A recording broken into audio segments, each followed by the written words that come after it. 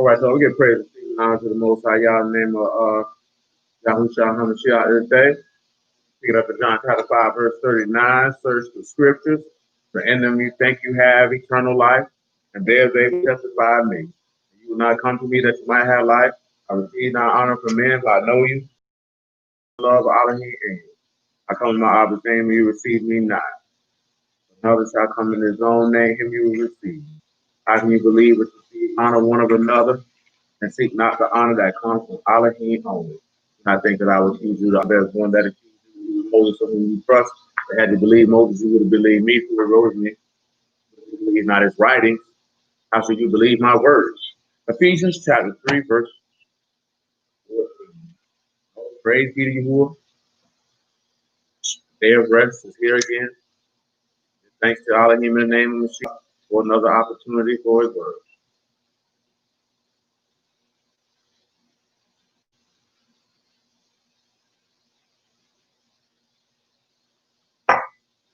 Mashiach, whom the whole family in heaven and earth is named, that he would grant you according to the riches of his esteem, to be strengthened with his might, his ruach, in the inner man, that Mashiach might dwell in your hearts by faith, that you being rooted and grounded in love, may be able to comprehend with all things what is the breadth, length, depth, and height, and to know the love of Mashiach which pass knowledge, that you might be filled with all the fullness of Elohim. Shalom, man. You know, we mentioned it because it's on my mind because we were talking about it earlier today. If you ain't got when and grabs you fight for the earth, you need to go ahead and handle that when the Sabbath is over with. And nevertheless, we had a very young man, young man had the nerve, the unmitigated audacity to say that he could outrhyme you, and he ain't never heard you rap. And he had the nerve and unmitigated gall to say he can outrhyme Trav and Will in their presence. I'm like, is you insane? Is you on drugs? You done smoked the marijuana? What's wrong with you? Because if y'all don't know, I'm going to say this before I start, because this is how I feel. And I'll tell anybody this. I feel like my team is the rawest group of MCs in the land as it pertains to individuals who are praise singers and psalmists to you. I don't feel like that nobody can fade them. That's just how I see it. I don't think nobody wants to stand toe-to-toe with them boys and hear nothing. You know what I'm saying? See, East right here, he's a professional MC. You know what I'm talking about? Y'all don't know nothing about that. That's a professional rhyme maker. But I'm going to move on. Now, we were talking about this here on Wednesday, about that goal. And we're going to revisit that because that was talking about in regards to being strengthened with the esteem of his riches in the inner man. You know what I'm saying? Or that you could be according to the riches of his esteem, that you could be strengthened with might by the ruach in the inner man. See, I didn't read this on Wednesday, but I'm going to read it right now. I want you to come to Psalm 51. I don't believe I read that on Wednesday, but I'm going to read it right now. After this Psalm 51. Oh, yeah, you know what I'm saying? We're going to do that. He just was talking. Because that's just what he do. You know what I'm saying? Because you know I don't talk about this type of stuff well, this is locked up, man. Y'all willing to cease. You know I don't get on here and talk about that type of stuff. But you know I do that on the 6th working day. But today is just the day that I happen just to let that be known to whoever might run across that. You know what I'm saying? That my niggas is better than yours. And that's that. You know what I'm saying? Nevertheless, Isaiah 51, I mean Psalm 51 and I start at verse 1 though.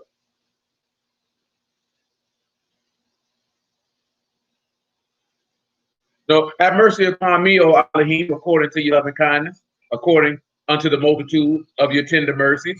Blot out my transgressions. So now we want to pause. And we're going to revisit something in Matthew 9. So I want you to come over here to Matthew 9.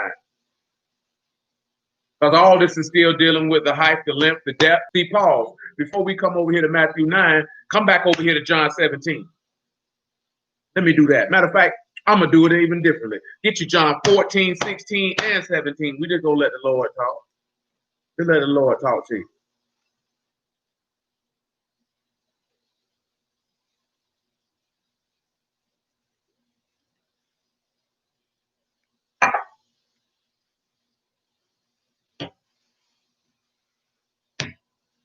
Truly, truly, I say unto you, he that believe on me, the works that I do, he shall do also. And greater works than these shall he do, because I go unto my Abba. Whatsoever you ask in my name, that will I do, that Abba may be esteemed in the Son. If you shall ask anything in my, give you another comforter, that he may be able to abide with you, but abide with you forever. Now remember, he said that you might be strengthened by his ruach in a man. I want you to keep that in mind. He said that he might send the comforter to dwell with you.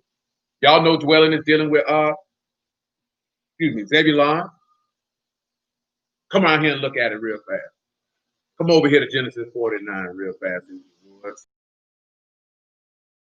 I can look at when he was born on top, but I just want you to look at what it states when it comes to him. It's 49 and 13. Genesis 49 and 13. We know we done dealt with it. It's been a while.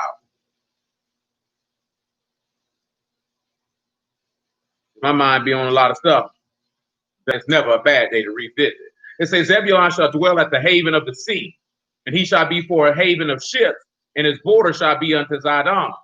Now, see, that's going to take you with that breath. See, look how we had to tie that in. Now we're going to look at Zebulon. I'm just going to give you the spelling. Now on here, it's going to sit back and tell you exalted. The son is cut, or the son was pierced, or son was wounded. Therefore, he secured that rod with secured life, or discipline, that chastening. Let's continue. Let's look at dwell at the haven, or haven, if you would, because that word is seashore, coast, shore, coast of the sea, coast, cot, food, pay. So now you get back and see how this word will secure separation, or if you want to be nice with it, ruach hakadash. Now, when you look at ships, if you remember, we looked at ships a long time ago in response to Deuteronomy 28:68. And you know what it means, ship or men of ships, or Paul, seaman. You know what I'm saying? Which is a wayfarer, a man, not a wayfarer, but a man who lives on the sea. Aleph and Noon and U and Hey. See, we're not going to look at all that right now. He came over here because he said his border will be the Zidon. Now, we will look at the word of border, which is side or recess.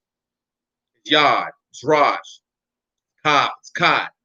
So you see how that right hand, or son of the right, the son of my right hand, in regards to Benjamin, behold, he was subdued.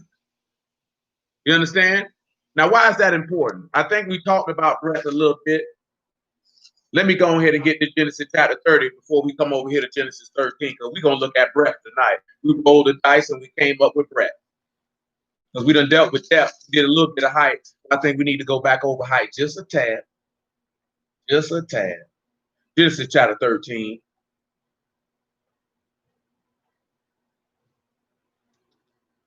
Get up at verse 5. Give me that water bottle right there, please.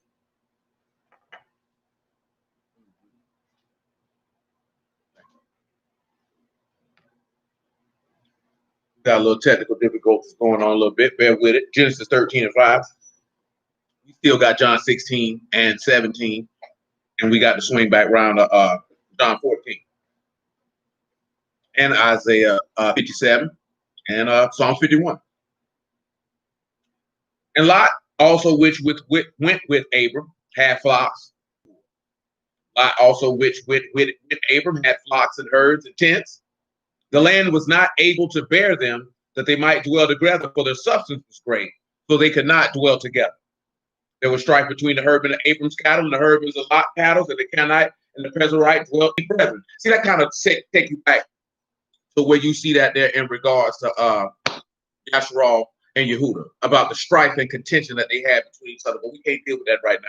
We just mentioned how he tell you in Ezekiel 37, how he making one stick, one in his hand, and there will be no more strife for that.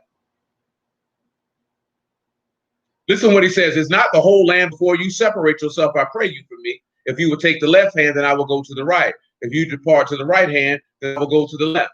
Lot lifted up his eyes and beheld all the plain of Jordan, that it was well watered everywhere before Yahuwah destroyed Sodom and Gomorrah, even as the garden of Yahuwah, like the land of Mizraim. That he looked at that plain of Jordan, Shalom, man, and said that it was like the garden of Eden, the garden of Yahuwah. Now you have to sit back and look at that. How would he even know what the garden of Yahuwah was like?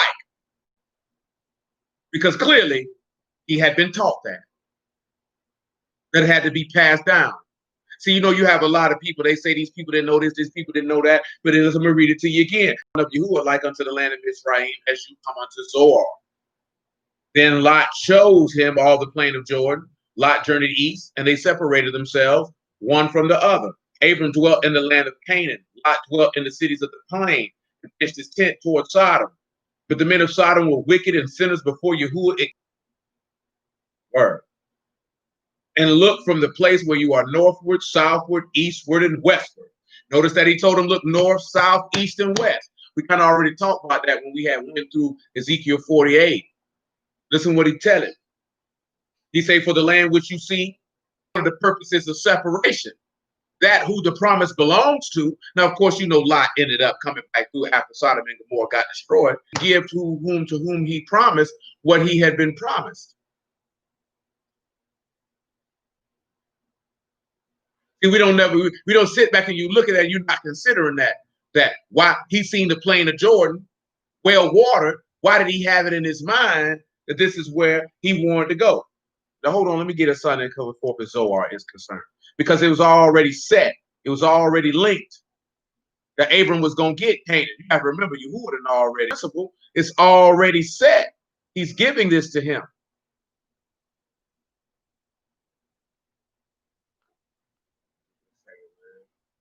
Bugging out right now.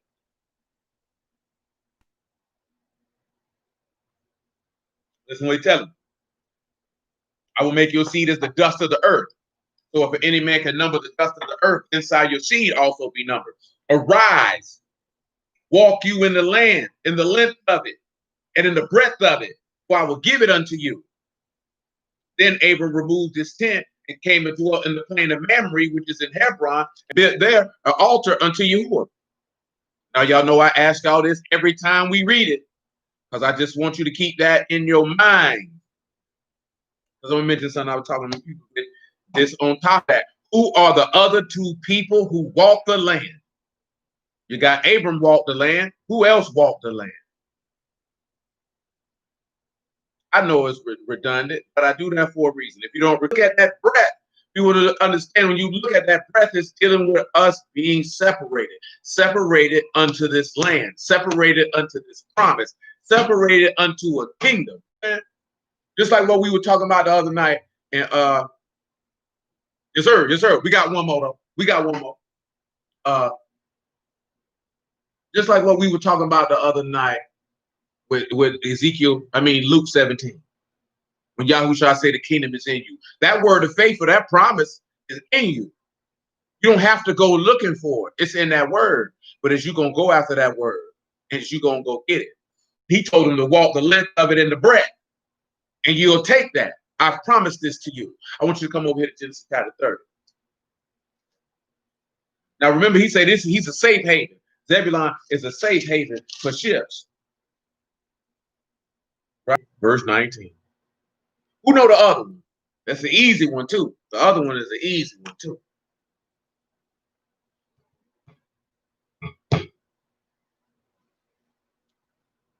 Genesis chapter 30, verse 19. Leah conceived again and bare Jacob, the sixth son.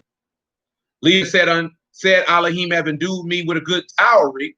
Now will my husband dwell with me, because I have borne him 6 sons. His name is Zebulun. Yes, sir. Yes, sir. Now let's look at some of these things that are contained here in Genesis chapter 30. That is correct, sir. I want you to look at endued. It is a bod. It's to bestow upon or endow with or to give, if you will. Also to confer or to endure. But we want to look at Zayin, Ba, and Dalet. So we say cut with Zayin? Probably not. What we'll take that is we'll take that Dalet and see that hanging of that sacrifice or the fruit that was brought by the sacrifice. This is what we see that's we've been endowed, or the sacrifice of the son, or the fruit that is brought about from the sacrifice of Yahushua. Since I said that, keep in mind, we still got Isaiah 57 and 15, Psalms 51 and 1, what we're looking at, because we're looking at Psalms 51 about blotting out transgressions. So before we even, and the reason that's why I'm taking the track that I'm taking, because it's all coming from Psalms 51 and 1. We still got John 14, 16, and 17. But right now, in this regard about bestowing upon this fruit that is coming, because that fruitfulness is still taking us back to the riches of his esteem, that you could be strengthened in the inner man. By the might of his ruach, which will allow you to lay hold on the breadth, the length, the height, and the depth. Because if you lay what you're laying hold on the width or the expanse, or you're laying on hold up to the promise or to the kingdom, if you would. Because previously the promise was the land of Canaan, and it's still the land of Canaan, but it's a heavenly land of Canaan, if you will, because the tabernacle of Elohim will come dwell with men. See, we were talking about this the other night, so I'm gonna just keep it high. I've said this to you before. I'm gonna say it to you right now. I told y'all this Wednesday too. A lot of these niggas is really out here trying to have a kingdom without you. A lot of these niggas are not looking forward to a new heaven and new earth. Remember what Peter told you in 2 Peter chapter 3. We that are of the promise look for a new heaven and a new earth where dwell righteousness. These niggas not looking forward to that. Because if they was, they'd be more focused on the promise and not all these other outside things that are grossly irrelevant in actuality and reality. See, when your mind is focused on a new heaven and a new earth, then you focus on the fact that Elohim will dwell with men. So you're focused on that. And you focus on a kingdom where there will be no more tears, no more pain, no more crying, no more death. There'll be no sun and no moon, because the light of Elohim and the Lamb will lighten it. That's where your mind is at. That's why people try to tell you, oh, New Jerusalem ain't this and this, that, 65 and 66, he make a new heaven and a new earth. He also told you in Isaiah 45. He also said in Isaiah 45 that he made the earth to be inhabited. He didn't make it in vain. He made that for his saints. He had desired to dwell with them. Praise Elohim for that. So, what did I mention I was going? I don't forget.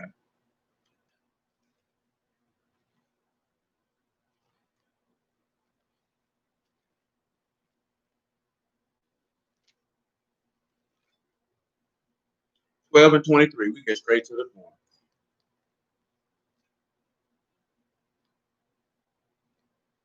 Now, of course, y'all know good in Genesis 30 is told. And I'm going to come back and we're going to make sure that we knock out,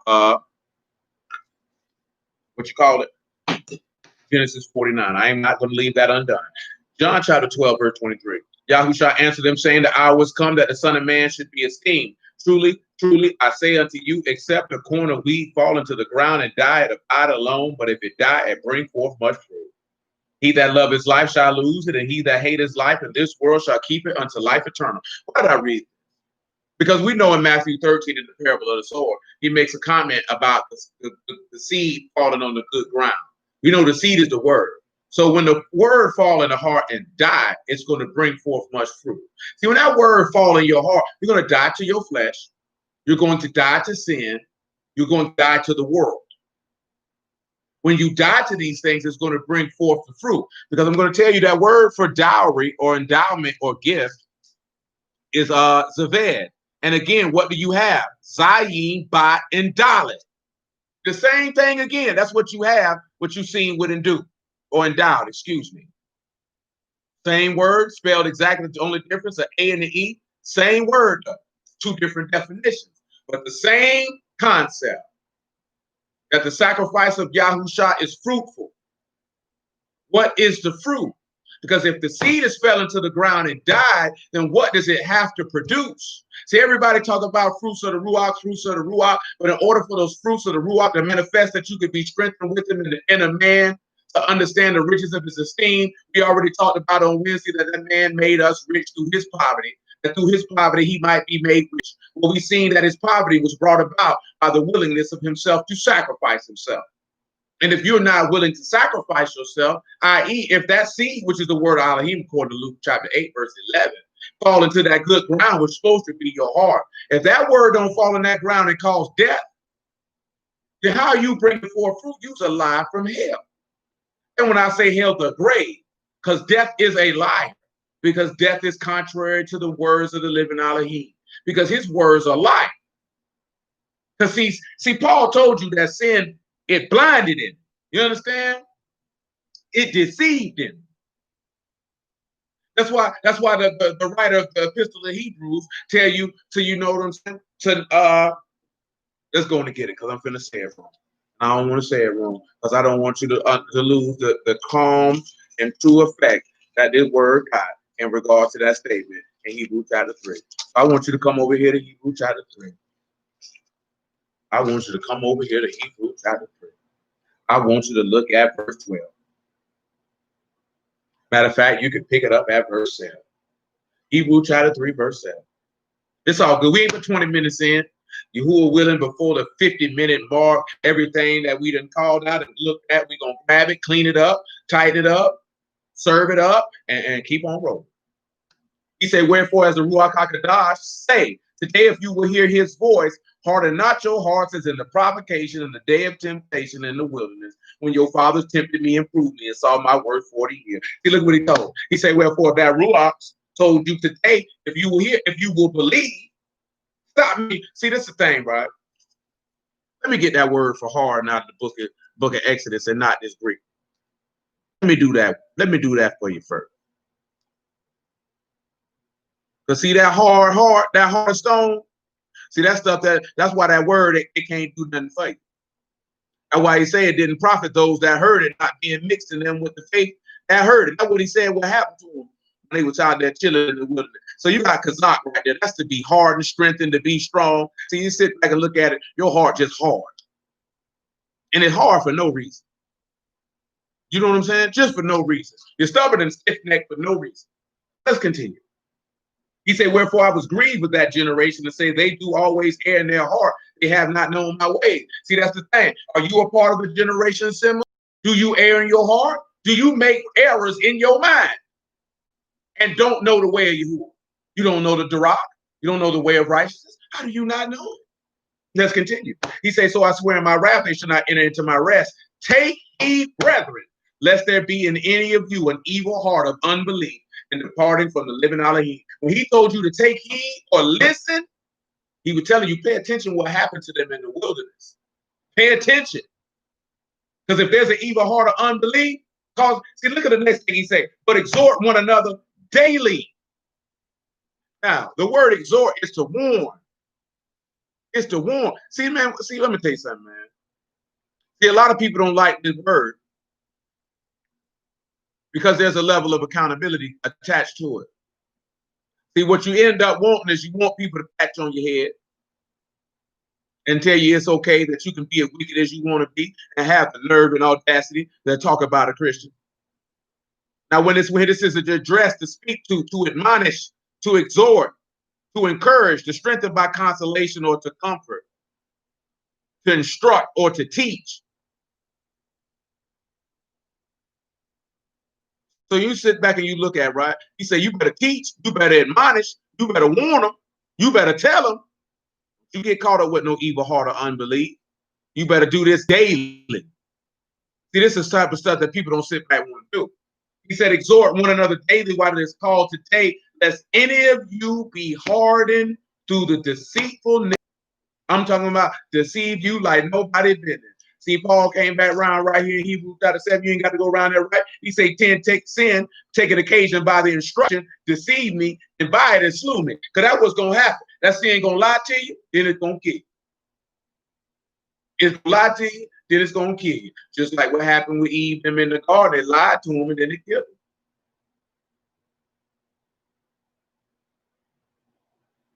You can't go out like them. Don't go out like them. So, come on back to Genesis chapter 30. You sitting back looking at it, right? She said that's about each time you dealing with the bestowing or that dowry or that gift, that fruit got, now y'all know, Galatians 5. What is the fruit of the Ruach? Joy, peace, long-suffering, gentleness, goodness, meekness, self-control, faith, love. That's what that's what should be produced upon dying. That's the gift. The Ruach is the gift. You understand? You can't take part of the breath without the gift, because the breath is the part of the promise. And you can't be a part of the promise without the gift. So she said, I've given you a sick son. Now my husband will dwell with me. And of course, by definition, Zebulon is exalted. So that in John 14, 16, and 17. It's the Ruach. That's the gift. That's what will allow you to walk the land. You can't walk the land without that. Come on back to Genesis chapter 30, man. Look at dwell as a ball. That's Zayin. It's Zayin, Bat, and Lamad. So guess what? The son will teach you about that sacrifice. That's the only way he gonna dwell with you. Come on back to John chapter 14. I'm gonna get back to Genesis 49 and 13 in a moment. That's the only way he gonna dwell with you. That's it. That sacrifice has to be manifested. A good brother I know was asked some brothers that what was the apostles' doctrine. I ask y'all that. That's people who are on here who have the courage and the wherewithal and the understanding and wisdom and knowledge base to answer. What is the apostles' doctrine? That's about it, because we're gonna run through these Johns right now. And Genesis 49. John 14. I stopped in verse 16, so we'll pick it back up at verse 16. Not received because it see him not, neither knowing, but you with you, and shall be in you. Right? I will not leave you comfortless. I will come to you. This is what he said, all right? That Ruach of truth is going to dwell with you and be in you. Come over here, let's keep on rolling. Yet a little while, the world see me no more, but you see me because I live, and you shall live also. Now, Paul, look what he said, but you see me. He said, the world see me no more, but you see me. Because he lives, and you will live also. I'm going to read this on general principle. Revelation chapter 1. I'm just going to read this here on general principle, because it ought to be read, so that Yahushua ought to be esteemed, so that our Abba in heaven be esteemed. Revelation chapter 1, right? Pick it up at verse 17.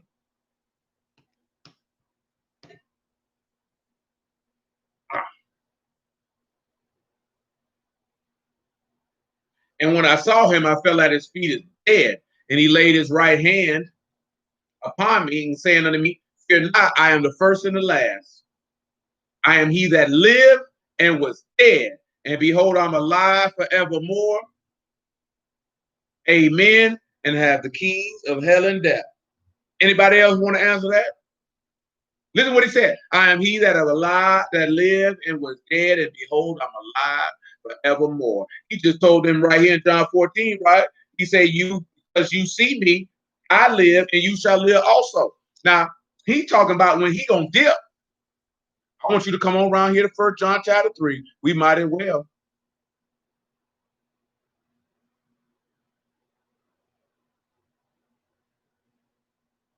1 John chapter 3. I pick it up at verse 1 on general principle. Behold, what manner of love the Abba hath bestowed. Goodness grief.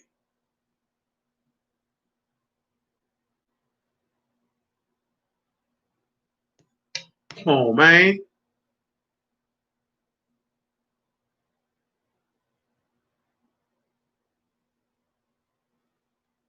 He said, what manner of love hath Abba bestowed upon us, that we should be called the sons of Elohim, which is the gift. Therefore the world know us not, because it knew him not. Beloved, now we are the sons of Elohim. It do not yet appear what we shall be, but we know even as he is pure.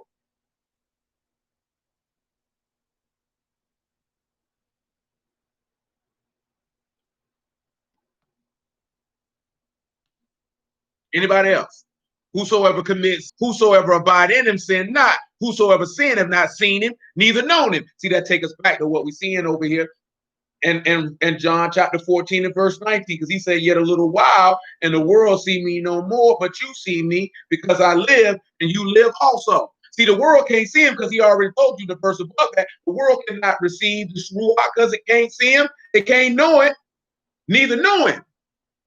Well, why don't they know him? Because they admire. And look here, man.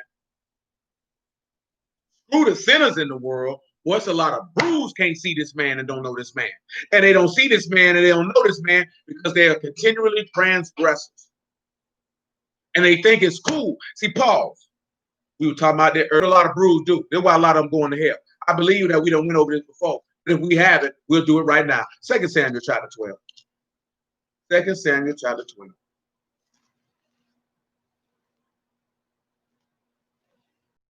rolling through Jacksonville. It's going to rain. It said it's going to rain on all the sinners. Ain't nothing but a downpour of good ruach on the people's head. It's going to drop that dew on their head. They ain't going to come get no word no way, no matter who got it. They don't want it. 2 Samuel chapter 12 and verse 1. They don't want that word. Shoot. And I ain't mad at them. Shoot. You ain't got to come get it. Ain't for you no way. Yahuwah sent Nathan unto David, and he came unto him, and he said unto him, there was 2 men in one city, the one rich and the other poor. The rich man had exceedingly many flocks and herds, but the poor man had nothing save to eat of his own meat and drank of his own cup and lay in his bosom and was unto synopsis of what you're being told right here. That you got 2 men in the city, one rich, one poor. Well, who's the poor man? That poor man is Yahushua. That one little lamb is the house of Yehuda, or the whole house of Yasharal. He brought it up and nourished it. Let's look at that Hebrew word for nourish right now.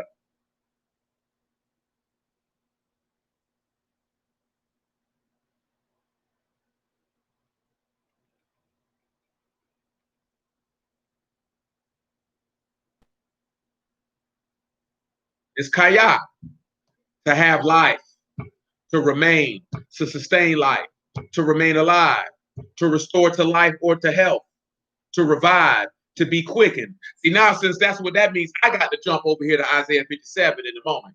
You got cot, yod, and hay. Cot, yod, and hay. So we already know we either got a defense or a separation, because he said to give life. See, hold on a second, because I got to see what I'm gonna want to use. Give me a second. Wrong thing. I want to see what I want to use for y'all, because I don't want to think I want to use the general consensus. So I need to look at all of them.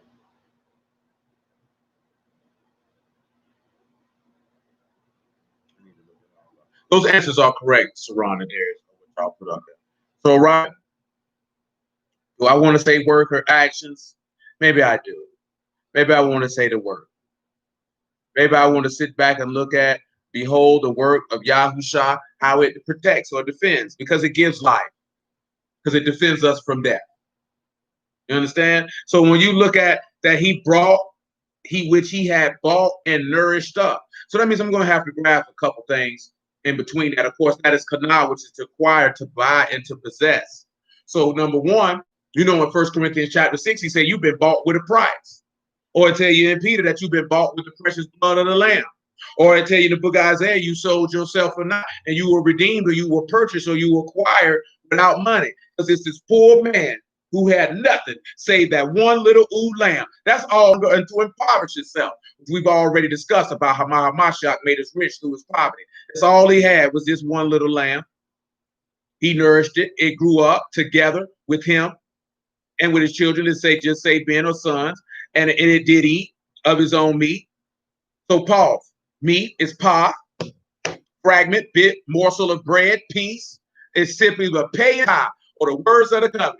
Well, you already know that Yahushua say, take, eat, this is my body, which is shed, which is broken for you, and drink, this is my blood of the new covenant, which is shed for many for remission of sins. Because it just told you that he ate of his own meat and he drank of his own cup. Now you got pay and tar, that's the words of the covenant. When you eat this man bread, you eat in the word. You already know that man don't live by bread alone. Said my flesh is meat indeed, my blood is drink indeed. He that eat my flesh and drink in blood, he say, I dwell in you, and you dwell in me, as I live by the Abba, and I abide by him. Y'all know what it say. Listen what else he tell you, right? And he say, bosom here, of course, is cog, and that's your hollow, your bottom, your midst, your bosom, things of that nature. Look at what he say after that. And there came a traveler unto the rich man, and he spared to take of his own flock and of his own herd to dress for the wayfaring man that was come unto him, but took the poor man's lamb and dressed it for the man that was come to him. What did he say? He want to take the people and dress it for Herod. He want to dress it for Pilate. Look what he said. David's anger was kindled greatly against that man, against the man. He said to Nathan, as Yahuwah live, the man that have done this thing shall surely die. He shall restore the lamb fourfold, because he did this thing, because he had no pity. Well, pity is kamal, which is to have compassion on. Tot, Meme, and Lamar. See, you can look at that in that regard with the quote-unquote parable of the Good Samaritan. But we'll keep on going. Nathan said to David, you are the man. Thus saith Yahuwah Elohim of Yasharal, I anointed you the king over Yasharal, and I delivered you out of the hand of Saul. He said, you are that king, nigga. Now, you know what that is? Let that blood be on our children's children. You done condemned yourself out your own mouth for doing the very thing that you was pointing at this man that he was doing. Matthew chapter 7. See, we looked at all that there for a reason. Why we look at that for a reason? Because this man done nourished up and brought up Yasharal. He done fed him with his own bread. He done caused him to drink out his own cup. He done paid for him. He done gave him life. And you want to take, see, this dealing with his saints, man. Remember what we read in Revelation 17? We talking about the martyrs for Yahushua? Because you ain't been bought by him and you ain't been nourished by him. He ain't gave you life. You dead. You in sin. Take it how you want to take it. Don't be extending life to people who don't have it. Well, what you think gonna happen to these? I thank you who in the name of Yahushua. Don't you let these people make no fool out of you when they come to that, man. These niggas is evil. Trying to sit back and say Yahuwah mad at the death of every single solitary person. They say Yahuwah had compassion on his saints. He said the death of his saints is precious in his eyesight. If you don't know where that's at, I'm gonna get it to you. It's in the book of Psalms. He said his death of his saints precious to him. I don't know why people don't sit back and look at it. Ain't no death of no sinner precious in the eyesight of Yahuwah. Don't let the people lie to you. Don't let these people lie to you because they will lie to you. I'm going to get you a few of them for that. But Matthew chapter 7, because I need you to understand. Now look at what he said. So you can see out of the text, out of the script, why Yahushua said, we said in Matthew 7, there is a justification. He said, judge not that you be not judged. Well, we seen David just judged, and Nathan said that man is, so David has spoke judgment against his own head. For what judgment you judge, you shall be judged, and what measure you meet, it shall be measured to you again. And why behold the mote that's in your brother's eye, but consider not the beam that is in your own eye? Or how will you say to your brother, let me pull the mote out of your eye, and behold the beam is in your own eye? You hypocrite, first cast out the beam out your own eye, and you shall see clearly to cast out the mote that's in your brother's eye. See, that's what Nathan was trying to let David know. You could have just said, you know what, that messed up. I did something like that. Instead, he went to condemn the man. When you were around here, and he was talking about you.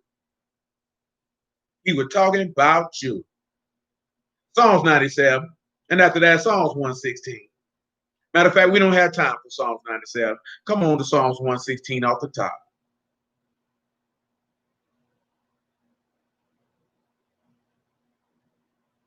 Psalms 116, pick it up at verse 6.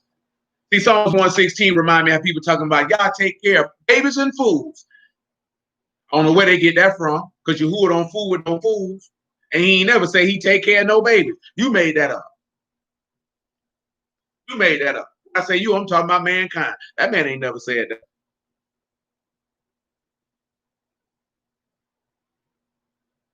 He says, Yahuwah preserved the simple. I was brought low. That's simplicity or naive or open-minded, simple, and also foolish. He said, return unto your rest, O my soul, for Yahuwah have dealt bountifully with you. For you have delivered my soul from death, my eyes from tears, my feet from falling. I will walk before Yahuwah in the land of the living. I believed, therefore have I spoken. I was greatly afflicted. I said in my haste, all men are liars. What shall I render unto Yahuwah for all his benefits towards me? I will take the cup of salvation. I'll call upon the name of Yahuwah. I'll take it back to that cup. He said he gave it to him out of his own cup. You take that cup, you say you drinking the cup of salvation. You'll call on the name of Yahuwah. I'm calling on Yahushua. Let's continue. I will pay my vows unto Yahuwah now in the presence of all his people. Precious in the sight of Yahuwah is the death of his saints. See, that's precious to him. That's your car. We already talked about that. That's value. That's prize. That's precious. They rare. They costly. See, we were talking about them jewels on Wednesday. You know, that pure gold, that refined gold, the process that you got to come to be refined gold and silver as an offering. That's that precious in his eyesight. So you're not going to be able to put your hands on the saints and think you're going to skate free. Come on back to John 14. Let me finish John 14 so we can get to John 16, so we can get to John 17, so we can knock out Genesis 49, so we can get some of this other stuff. People to him. Don't let these people lie to you. Because the nigga tell you lie in the heartbeat. He lying on the man. Have him talking about he done saved people who he ain't saved. Talking about he dealing with people he don't fool with. We are in verse 20 of John 14. At that day you shall know that I am in Abba, and you in me, and I in you. He that have my commandments and keep them, he it is that love me. He that love me shall be loved of my Abba, and I will love him, and I will manifest myself to him. Judas said unto him, Now Israel, Lord, how is it that you will manifest yourself unto us and not unto the world? Yahushua answered and said unto him, If a man love me, he'll keep my words. And my Abba will love him, and he will come unto him and make our abode with him. He that love me not, keep not my sayings. The word which you hear is not mine, but Abba which sent me. These things have I spoken unto you, yet being yet present with you. But the Comforter, which is the Ruach HaKodesh, whom Abba will send in my name, he shall teach you all things, bring all things to your remembrance, whatsoever I have said unto you. Shalom I leave with you, my shalom I give unto you. Not as the world give, I give unto you. Let not your heart be troubled, neither let it be afraid. You have heard now I said I go unto you, I go away and come again unto you. If you love me, you would rejoice, because I said I go unto Abba, for my Abba is greater than I. And now I've told you before it come to pass, that when it has come to pass, you might believe. See, that's the thing that's different. And he told you that. You come over here to John chapter 16. See, he told you in the book of Isaiah that I told you this, so you wouldn't be able to say your idols have told you this. See, who will tell you what is going to happen for it happens so you can believe on. The man had already told you what's going to happen, but y'all don't believe. That's always been our problem. Always been a problem. It's going to be continued to be our problem until the day of visitation. John 16 and 1 though. These things have I spoken unto you, that you should not be offended. They shall put you out of the synagogues. Yea, the time come that whosoever kill you will think that he do Elohim service. And these things they will do unto you, because they have not known Abba nor me. See, that's what the problem is. See, these people out here don't know Elohim. See, it's a lot of rules too, right along with it. They're going to be right along with them sinners. You know what I'm talking about? Joining in regards to taking you out. They don't know Elohim. They ain't never known it, won't ever know it, and they can't know it because their heart's too proud. Let's continue. Do I need anything else? I'll keep going down. But these things have I told you, that when the time shall come, you may remember that I told you of them. And these things I said not unto you at the beginning, because I was with you. But now I go my way to him that sent me, and none of you ask me, where go you? Because I've said these things unto you, sorrow have filled your heart. Nevertheless, I tell you the truth, it is expedient for you that I go away. For if I go not away, the Comforter will not come unto you. But if I depart, I will send him unto you. Because you've been endowed with a good gift. You understand? Now your husband can dwell with you. He can only dwell with you if you sacrifice yourself. If you be that good ground and that seed die so it can bring forth the fruit. And when he reproved the world of sin and of righteousness, of judgment, of sin, because they believe not on me. So the sin is not to believe on the Son. See, that's the thing. He said the Ruach is going to convict everyone who don't believe on him. We just read in John 14, he said that Comforter will bring back to remembrance everything that he said unto you. So they will have that testimony of that Son. So when you have the testimony of the Son, that reproves the whole world. Let me read that verse 8 again. And when he is come, he will reprove the world of sin of me. So all this stuff that a lot of people be out here talking about, they're not reproving the world. They think they're reproving the world today because they telling people you ain't eating no pork chops. You eating pork chops. You keep Christmas. You're not correcting the world of sin in that regard, because we already said that sin was transgression of the law, and whosoever knows him, abide in him. Whosoever sin ain't never seen him or known him. So your transgression is coming in. You don't know Elohim. Remember, we read in Ephesians 3 that the love of Mashiach passed all knowledge. You don't know Elohim. So since you don't know Elohim, of course you're going to transgress, because it's bigger than Sabbath days and not eating pork chops. You have disregarded and called the testimony of the living Elohim a bold-faced lie. You have looked in the face and said the sacrifice that was made for your sins is a lie. Let's continue. He said, of righteousness, because I go to my Abba and you see me no more. Of judgment, because the prince of this world is judged. So he's going to correct the world and let them know that the prince of this world, or this wicked one, he has been condemned. He has been proven to be wrong. You look at a righteousness because you didn't believe he was here and went back unto heaven, and you don't believe he's returning. But let's continue. I have yet many things to say unto you, but you cannot bear them now. Howbeit, when he, the Ruach of truth, is come, he will guide you into all truth. Remember, truth is the amon of faith, the firmness, the fidelity. He's talking about that gospel, that trust in Elohim. That's what he gonna guide you in the faith. Niggas thinking, oh, he gonna guide you into all truth, and you thinking about truth as being correct. See, I'm gonna tell you this again, because the other videos who we like to look at with a lot of stuff, he's entertaining, along with a few other things. He mentioned this all the time, and this is real talk. We done mentioned this before. See, we pro-Yahuwah, and if you pro-Yahuwah, you gotta be pro-truth. You can't be pro-black. See, you can't be a servant of Yahuwah and be pro-black. See, you could be if you're a servant of Yahuwah and pro-black, you can have an unjust weight and an unjust balance. Because you're gonna have respect to person, because you're gonna tilt things according to your pro-blackness. But when you pro-Yahuwah, everything tilted towards Yahuwah. Everything tilted towards Yahushua. When you pro-truth, you pro-righteousness, nigga. You pro what's right according to the word of Yahuwah and not man. Can't be pro-black and be a servant of Yahuwah. You got to be pro-righteousness. Period. Period. You can't go along with it because he's wrong. According to Yahuwah, righteousness. Can't be pro-black and be a servant of Yahuwah. Those two things don't go together. Those two things don't go together.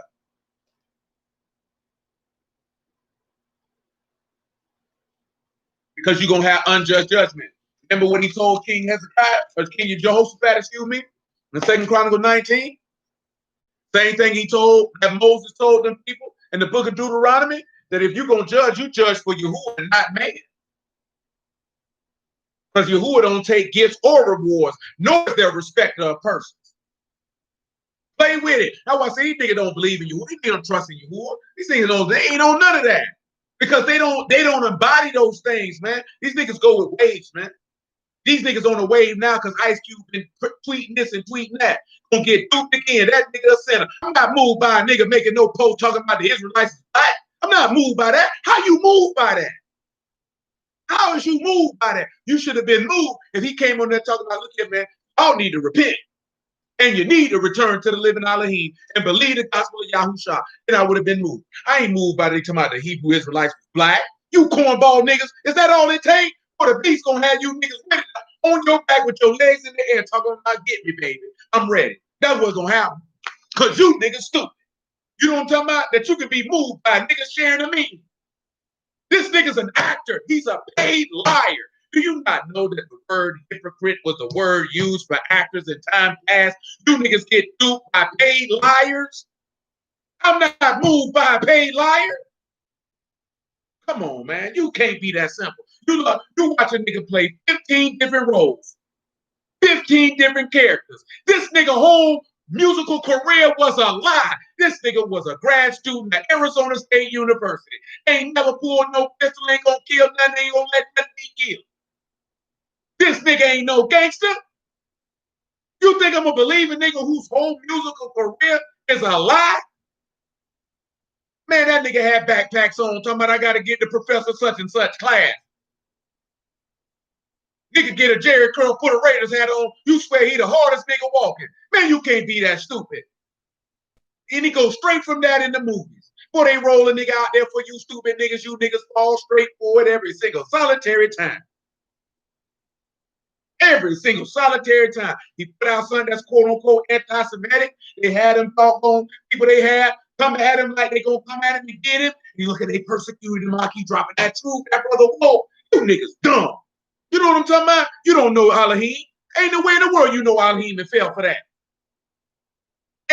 Ain't no way you know Elohim and fell for that. Ain't no way.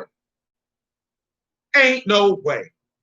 Man, if they ain't coming around here bearing with, that man say, what we just read in John 14, man. That man say, you see me, and because I live, you live also. What they ain't talking about the man who died and lived forevermore, them niggas ain't talking about that. You come get me when they dropping that gospel.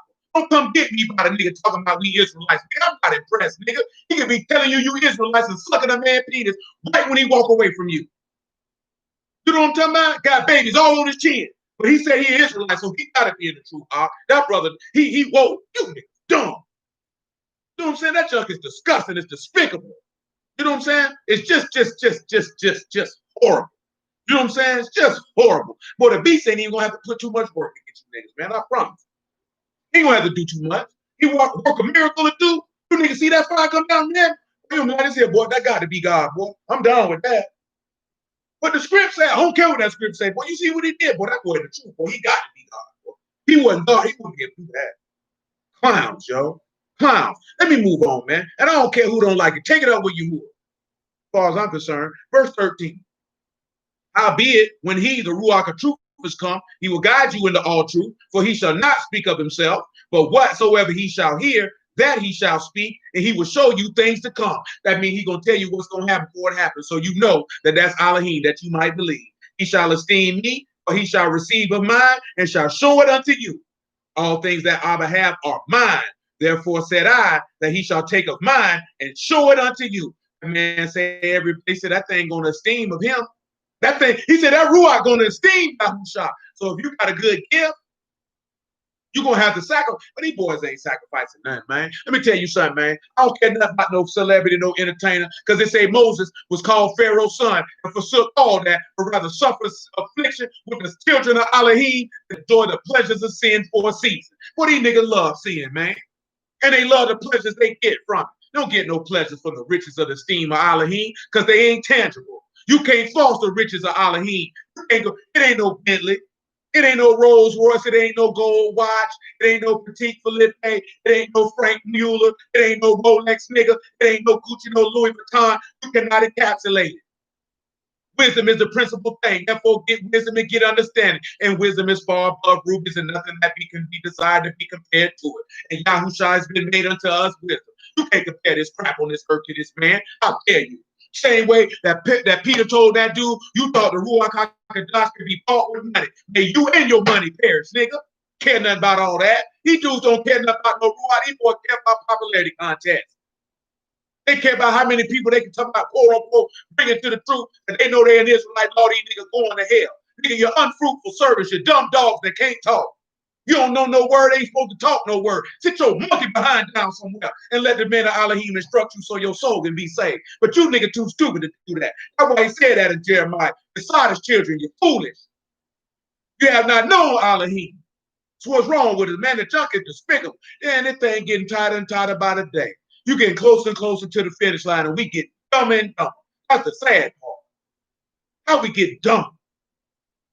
How we getting dumber? I gotta go to thinking, boy, the people who lived in time past, I'm talking about in this present dispensation of time, 100, 200 years ago, got to be smarter than this group of niggas out here now. You niggas got too much information. The information done made you stupid. Because you swear you know everything and everything's so deep. And you miss the simplicity and the knowledge of Elohim that'll save your soul. Sad state of affairs. John chapter 17. I say 17 and 20. Don't make no sense, man. These niggas gonna be out here with the beast out of here, man. All day long. All he got to do is go to Abraham, Isaac, and Jacob. You heard it? That boy, the truth. Boy, that boy got that truth, boy. You gonna run right behind. Gonna run right behind. But remember, Zebulon is a haven for ships. Let me finish what I gotta do, man. Neither pray I these for thee, neither pray I for these alone, but for them also which should believe on me through their word, that they all may be one as you are, Abba in me, and I in you, that they also may be one in us, that the world may believe that you have sent me. And the esteem which you gave me, I have given them, and that they may be as one, even as we are one. I and them, and you and me, that they may be made perfect in one, and that the world may know that you have sent me and you have loved me. Abba, I will that they also whom you have given me be where I am, that they may behold my esteem which you have given me, for you have loved me before the foundation of the world. O righteous Abba, the world have not known you, but I have known you, and these have known that you have sent me. I have declared unto them your name, and will declare it, that the love wherewith you have loved me may be in them, and I in them.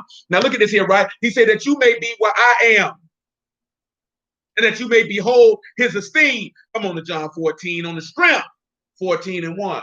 Junk ain't don't make no sense, man. And these niggas don't want to be saved, man. These niggas just be capping, man.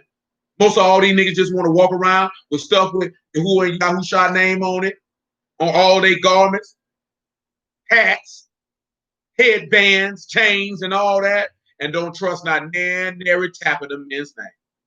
Don't not nary tap. They don't trust none of it.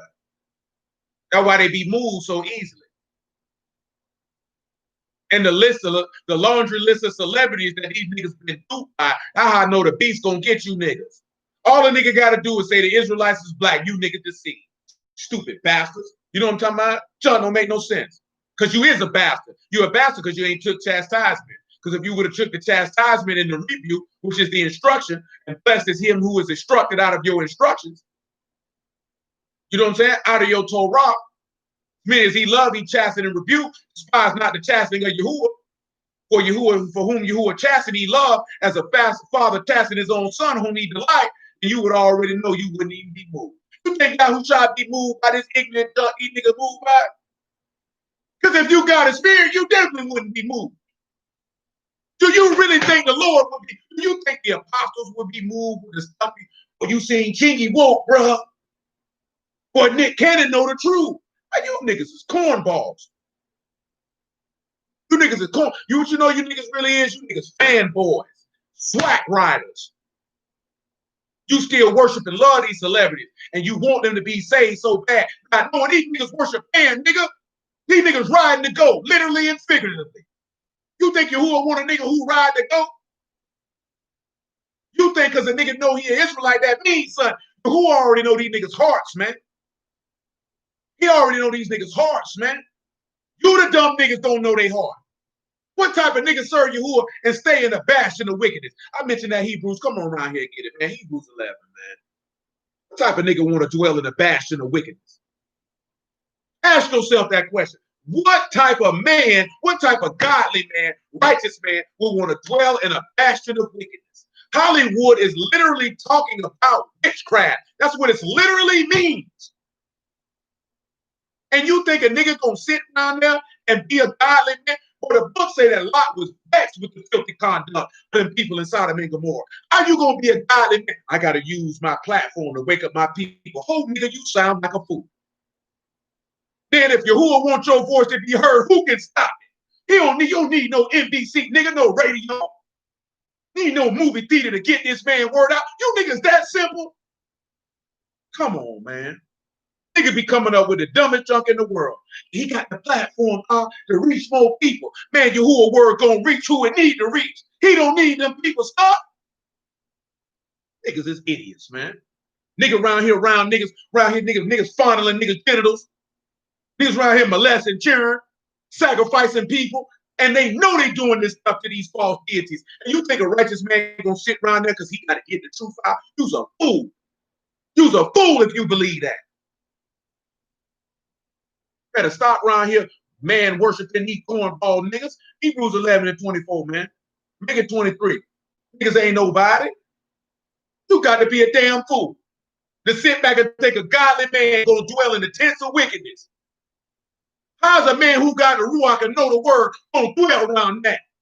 This man say, I won't know a wicked person. Dumb niggas gonna just want the fame. You niggas swear, man. That's lame. Niggas got whole tendencies, man. Hoes want attention. And when I say hoes, I mean hoes, not women. When I say hoes, I mean hoes, not women. Because we know in general women like attention. That's neither here nor there. I'm talking about hoes. Hoes like attention because hoes court attention at all costs. They don't care how they get it, as long as they get it. That's what hoes do. Women want attention from the people that matter to them. They want their man to give them attention. They want that. That's who they want attention from. A whore, a harlot wants attention from whomever, however. She don't care how she get it. And most of these niggas got whole tendency because they want attention. Grown man want attention. You better get you some money, nigga. Take care of your family. Serve your God, trying to get attention. Nigga, what your mama ain't hug you, nigga? If daddy ain't pat you on your forehead? Nigga, tighten your big grown rusty behind up, man.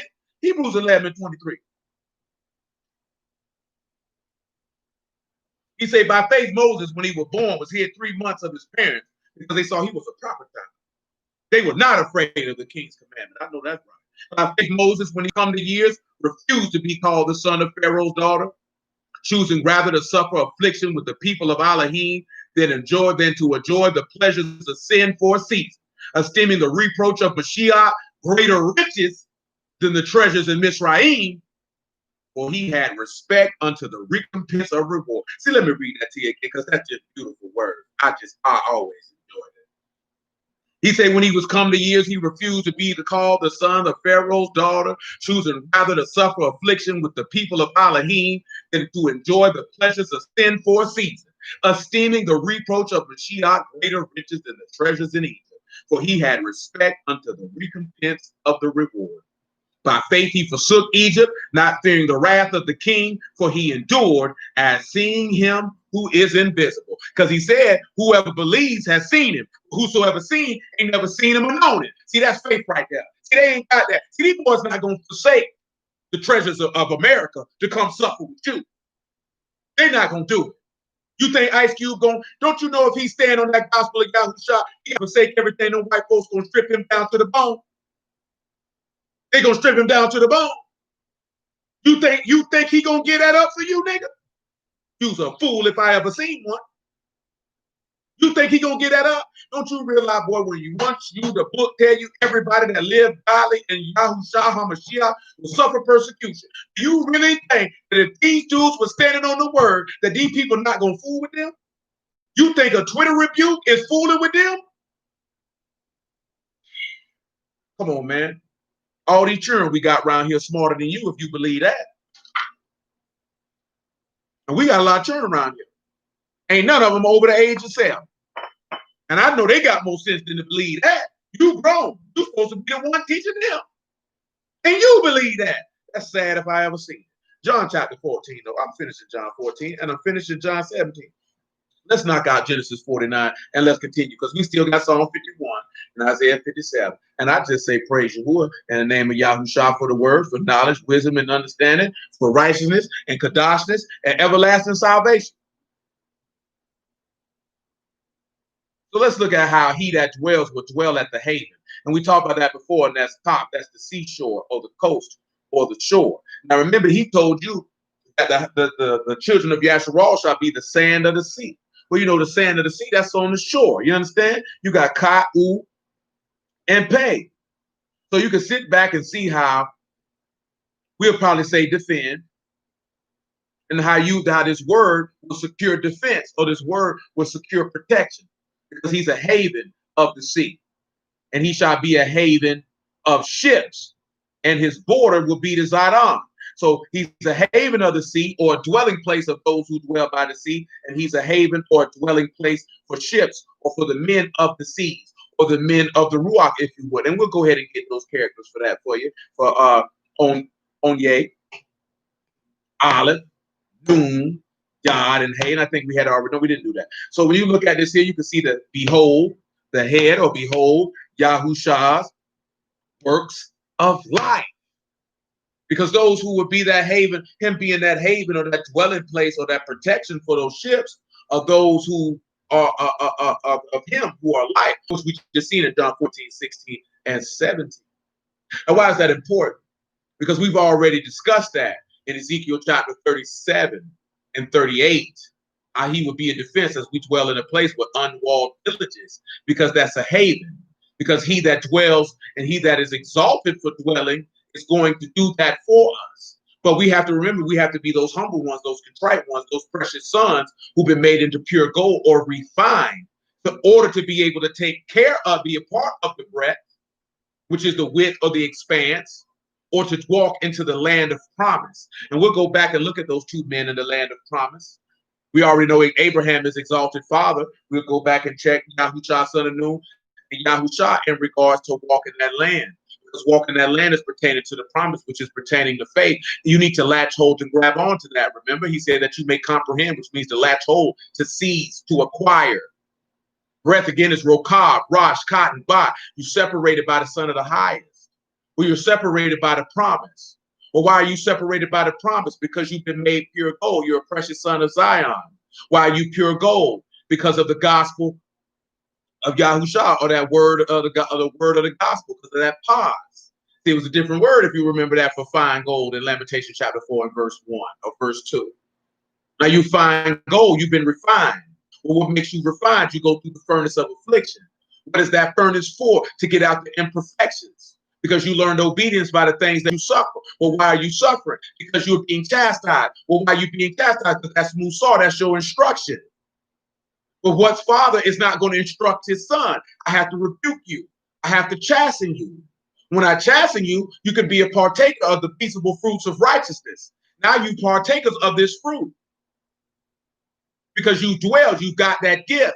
You have that ruach, because you allow that seed or that word to fall into your heart and die. And you will put to death that Mashiach might live in you, and the manifestation of the fruits of the word of Elohim can be manifest to all, that he dwell in you and you dwell in him, and that Yahushua was sent of the Father to his esteem. So praise be to Elohim. But see, we don't care about that, because we care about being woke.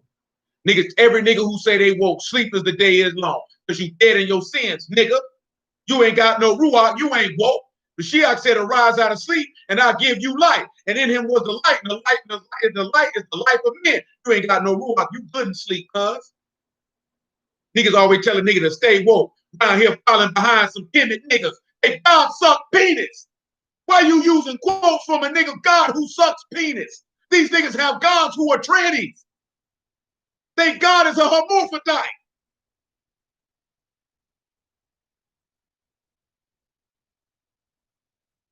And this who you niggas quote and follow behind. I'm woke, bro. I'm a son of the light.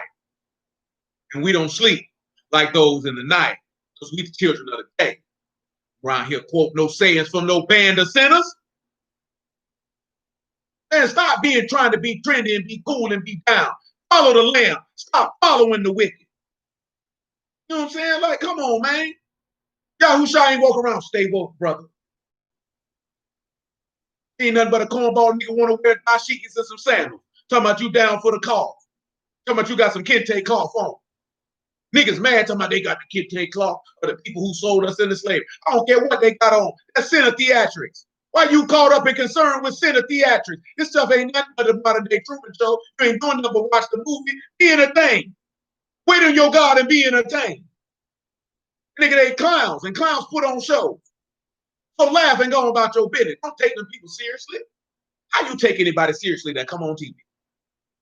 Why you take Nancy Pelosi seriously?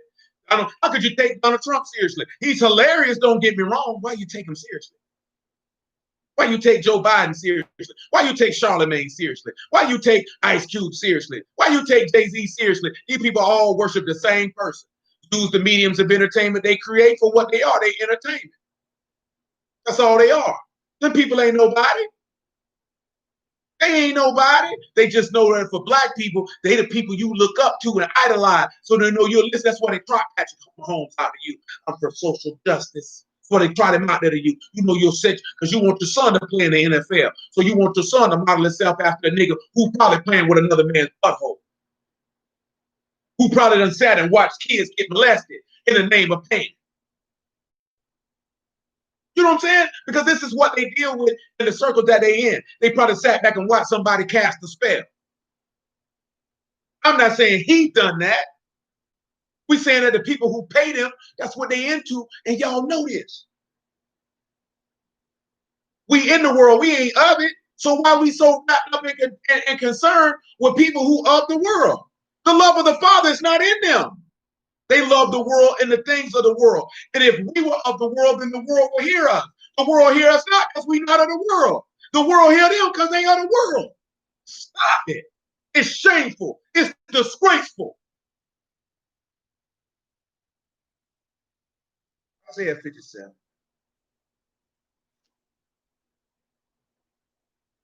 57 and 15, I believe.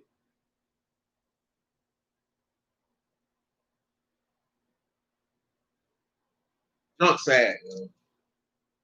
Not real sad. Ben told you that niggas out here lying on you who talking about he done had these people out here doing all this looting and rioting and burning stuff down. Nigga, that junk orchestrated, nigga. Junk a made for TV movie, my nigga. Niggas sit and watch reality shows and think it's real. The whole stuff scripted. You watch the news and think it's real. Come on, man.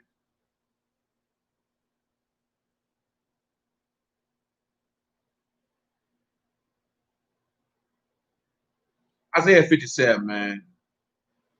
I'm going to read more because that's just how I feel.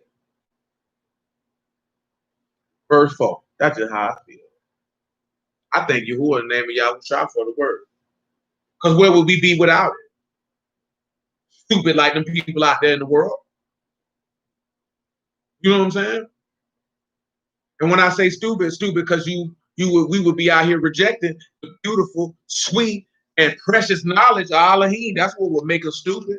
Because we would be looking the goodness of Elohim in the face and deeming ourselves unworthy of it. That's what make them stupid.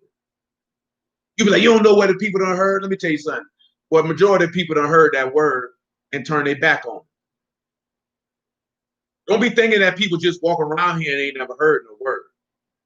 And when I say word, I ain't talking about no laws, man. I ain't talking about knowing you Israel, man. People done heard the goodness of Elohim and rejected it. Because the goodness of Elohim didn't appeal to them. Because it didn't appeal to the lust of their eyes and the pride of life and the lust of the flesh. And that's why they rejected it. At the end of the day, that pride of life is the hardness of the heart. That hardness of the heart and that lust of that flesh and the lust of the things that they eyes see, the love of Abba could never dwell in them.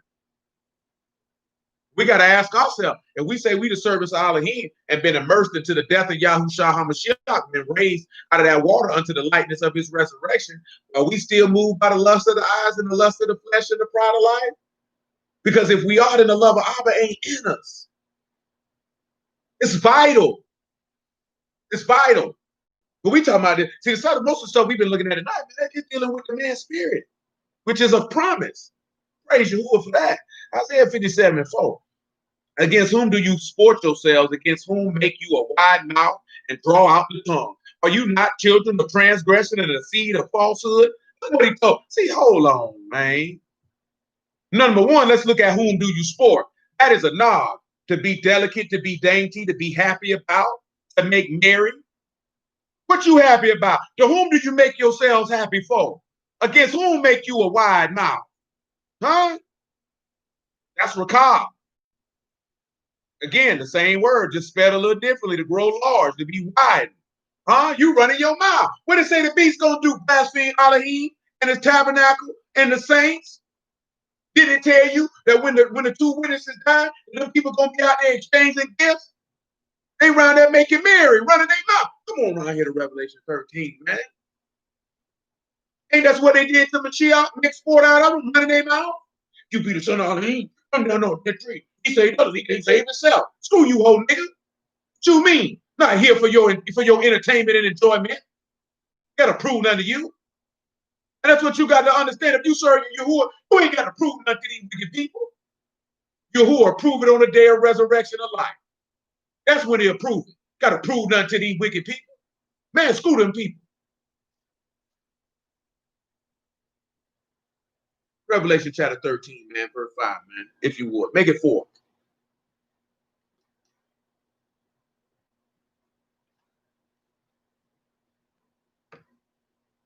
And they worship the serpent, which gave power unto the beast. And they worship the beast, saying, who is like unto the beast? Who is able to make war with him? There was given unto him a mouth speaking great things and blasphemies. Power was given unto him to continue 40 and 2 months. And he opened his mouth and blasphemy against Elohim, to blaspheme his name and his tabernacle and them that dwell in heaven, running his mouth. Whom you sport yourselves, make your mouth wide and draw out the tongue. Now, the reason why we sit back and look at this here, right? Now, draw out is a rock, which is to prolong, to prolong, to continue long. So you've been running your mouth for a long time. You've been drawing out your blasphemies for a long time. Now you got your lad with that. Your little bastard children, your little boys, your little offspring. He said, are you not the offspring of transgression, which you go as Pashah, and a seed of falsehood, which is Shakur, lie, deception, falsehood, Sean, Koof, and Rod. Look how that last Adam gonna burn you up, you lying bastard, you. But what does that take us to? I didn't read it earlier. 1 John 3 and 8. He that commits sin is of the devil. So that's what he's telling you. Those of them that's blaspheming, running their mouth, talking against Elohim, are you not sons of rebellion? Are you not the offspring of rebels? Ain't that what you is?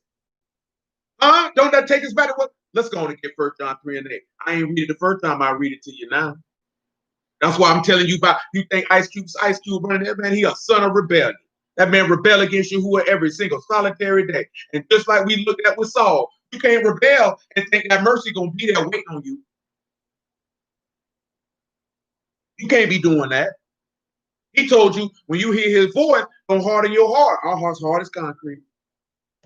1 John 3 and 8. He that commits sin. Oh, let me back it up. Let me back it up. We stopped at verse 6. I'm going to read verse 6 again, and then I'm going to read verse 7.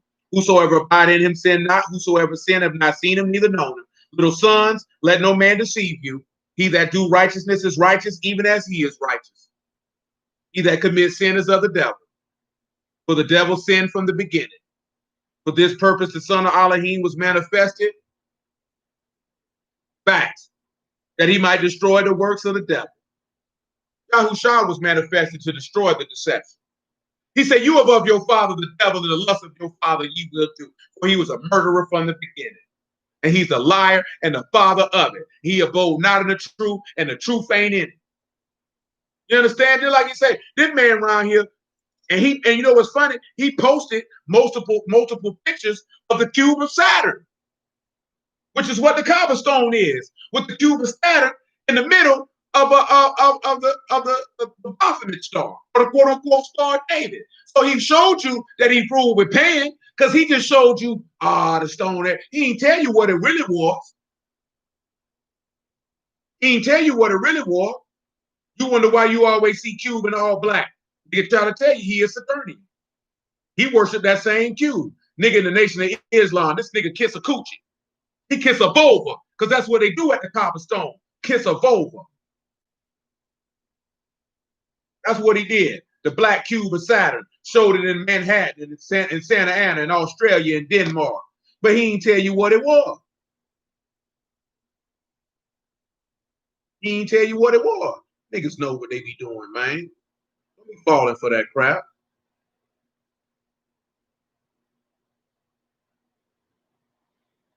He that's of the devil gonna do what the devil do. He said, he that is whosoever is born of Elohim do not commit sin.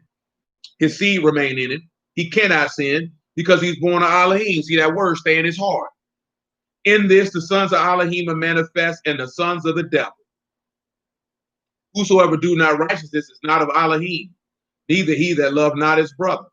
If you don't do what's right, then you're not of Elohim, period. Telling us we Israelites ain't telling me you are Elohim. Come back to Isaiah 57:5. Look at what he said.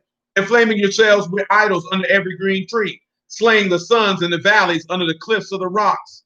Among the smooth stones of the stream is your portion. They are your lot.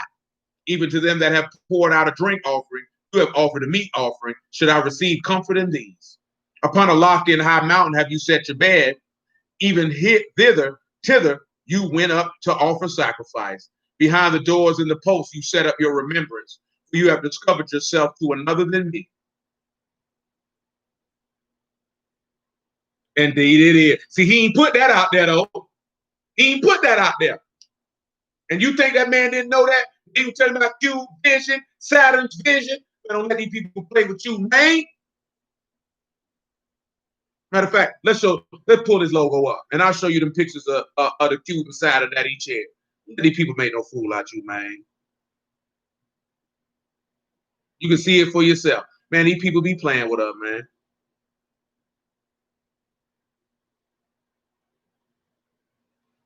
These people be playing with us, man. These people really be insulting our intelligence, yo. Now this the man logo, Cube Vision, with the Earth in it. This the man logo, for his company.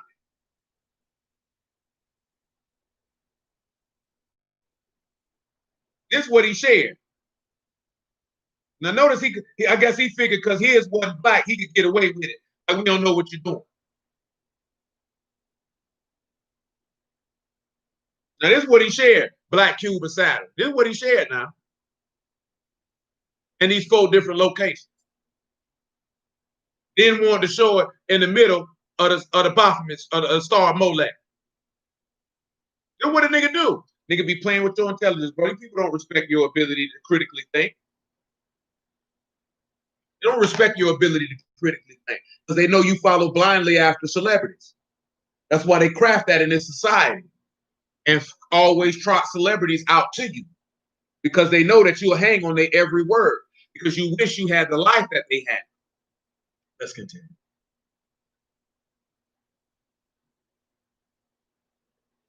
He said, you have enlarged your bed and made a covenant with them, and you loved their bed where you saw it. Let me read that verse in from the beginning. Verse 8 of Isaiah 57. Behind the doors, also in the posts, you have set up your remembrance, for you have discovered yourself to another than me, and have gone up and have enlarged your bed, and made a covenant with him. Remember, the mark of the beast is a covenant with Satan. That's what it is. It's a covenant with Satan. A covenant is not there. So it just really says that you made love, you love their bed. You look at bed, the lying down, the bedroom, the lying down, the sleep. You like to dwell in a house. That's what you love. He said you love their bed where you saw it. And you went to the king with ointment and did increase your perfume and did send your messengers afar off and did debase yourself even unto hell. You are wearied in the greatness of your way. You heard what he said? You have said you not, there is no hope. You have found life of your hand. Therefore, you was not grieved. That's how we living right now. You're trying to find life of your own hand. You feel like life is in your own hand. You don't feel like life is in Elohim. That's why he say those who try to climb up some other way is a thief and a robber. Because you think life in your own hand. That's what's wrong with these people. He said, therefore, you don't be grieved. You don't mourn before Elohim, because blessed are those that are who mourn, for they will be comforted. You ain't become weak. You ain't entreated. You ain't prayed to Elohim. You ain't been wounded for Elohim. Let's continue. And of whom have you been afraid or feared that you have lied and have not remembered me, nor laid it to your heart? Have I not held my peace, even of old, and you fear me not? I will declare your righteousness and your works, for they shall not profit you. That's why we don't get nowhere as a people. Because what you think is right and your works, you don't get no profit from it. See, they say, oh, change is coming. They tearing down the Confederate monuments. They passing laws. They defunding the police. Stupid thing. You still without your will. Let's continue. When you cry, let your companies deliver you, but the wind shall carry them away. Vanity shall take them away. But he that put his trust in me shall possess the land and shall inherit my Kadash mountain. Let me read that to you again. He said, when you cry, let your companies deliver you. Let's look at companies. Caboose, your assembly, your gathering. So when you cry, let Black Lives Matter come get you. Let the government come get you. Let the Black Panthers and the new Black Panther Party come get you. Let Farrakhan come get you. That's what he's telling you.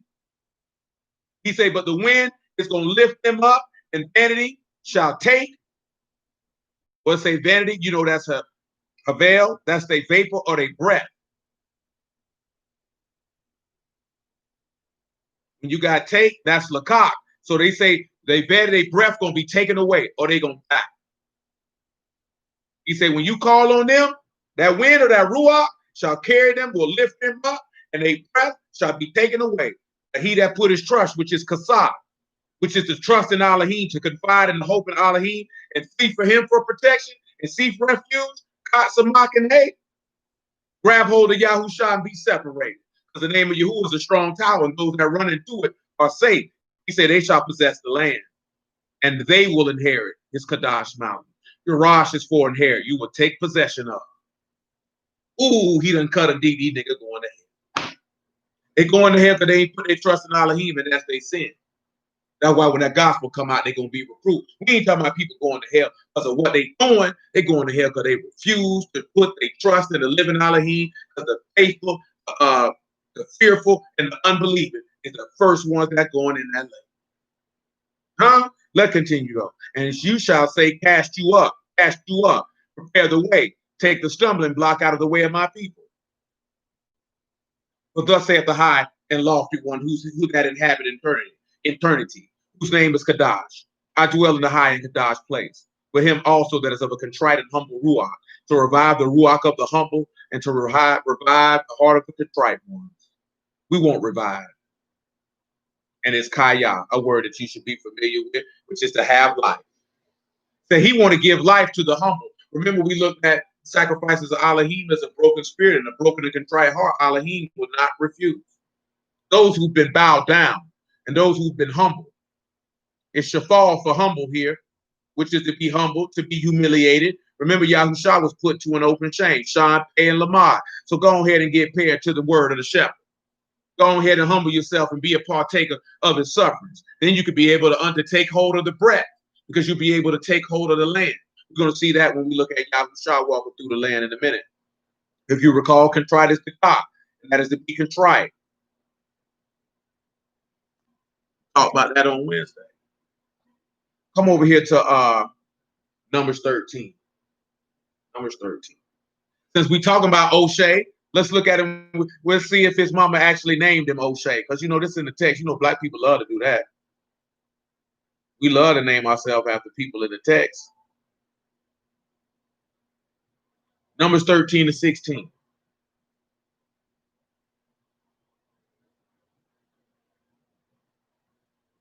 O'Shea named his son O'Shea. Ain't no salvation in them wicked bastards. He said, these are the names of the men which Moses sent out to spy the land. And Moses called O'Shea the son of Nun, Yahusha. Now, of course, if you didn't know, O'Shea means salvation.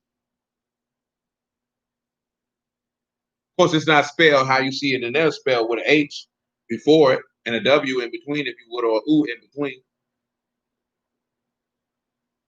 But you got Hey, you got U, you got Sean, and you got Ayin. So you get to know Yahusha and be paired to his sacrifice, if you would, or paired to that nail, because you would know that's the salvation, which is his death. Moses sent them out to spy the land of Canaan, instead of them get you up this way southward and go up into the mountain and see the land what it is, and the people that dwell therein, whether they be strong or weak, few or many, and what land is that they dwell in, whether it be good or bad, and what cities that they dwell in, whether tents or strongholds. And the land is whether it be fat or lean, whether there be wood therein or not, and be you of good courage, and bring the fruit of the land. Now the time was the time of the first ripe grapes. Now look what he told him, to be of good courage. And that is, again, that's the word kazak, what we were talking about, to be firm, to be resolute, to be strong. You know, you have to be strong and resolute in that word, man. And when you're not, that's what leads to a lot of the things that we see. Let's come over here to Yahushua, son of Nun. I want to say chapter 3. It might be chapter 4. We want to look at him walking through the land. After we'll eventually get to Hebrews chapter 4 before we get to Luke chapter 13. So remember that Yahushua, or O'Shea, or Yahushua, son of Nun, his name means salvation, period. That's what his name means. Make sure I got what I need.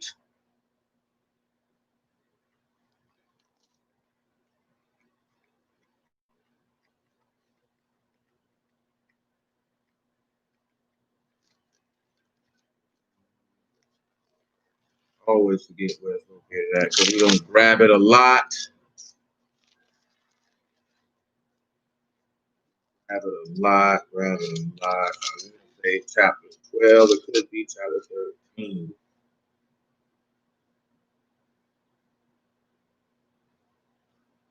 Let me see if John, Yahushua, son of Nun, chapter 13 is what I need. This one, he's finna get ready to die. That might not be what I need.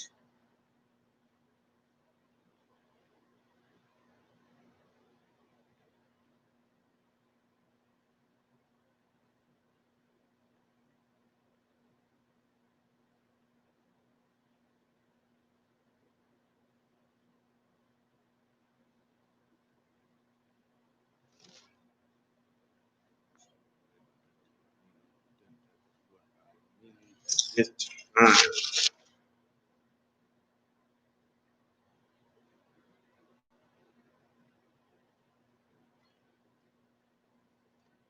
think it was Joshua. Come over here to Joshua chapter 3.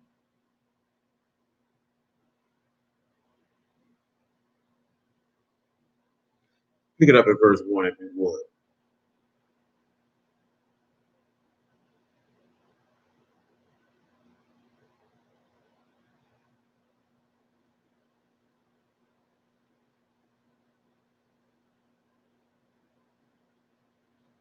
Three and 1. Yahushua rose early in the morning. They removed from Shittim and came to Jordan. He and all the sons of Yasharal. They lodged there before they passed over. It came to pass that after 3 days, the officers went through the host.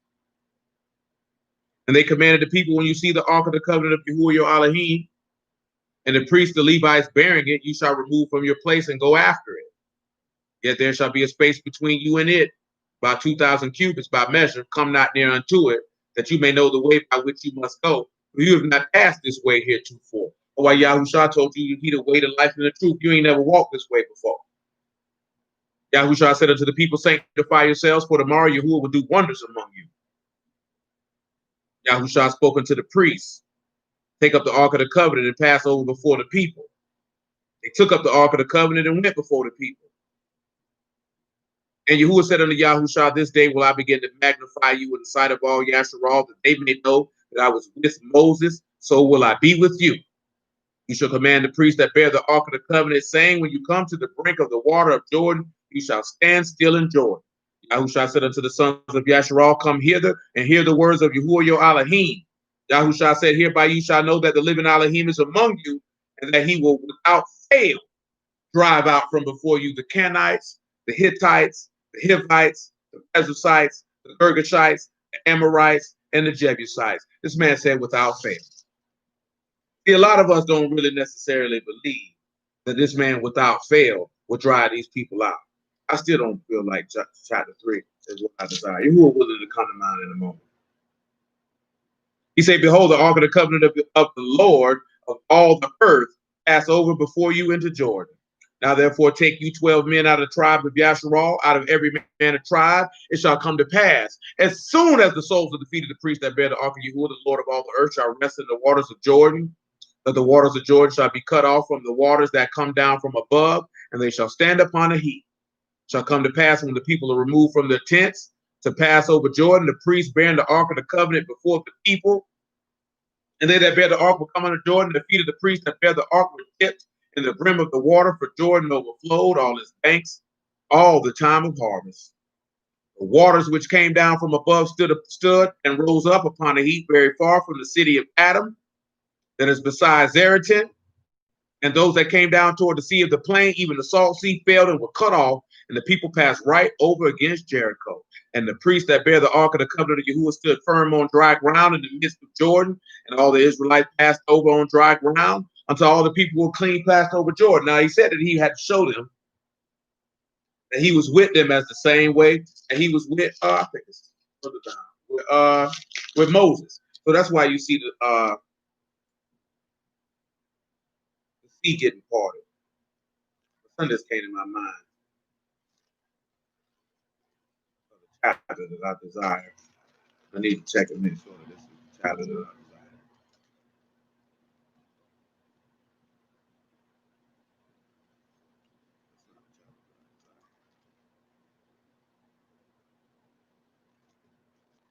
Chapter 19, woods.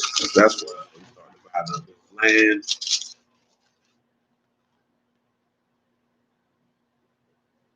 Come over here to Yahushua son of Nun, chapter 18, and verse 1. I still don't feel like that's what I want.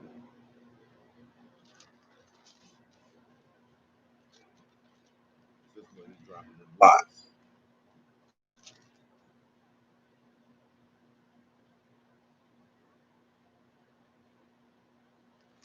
I feel like I was right the first time. Also, in regards to that,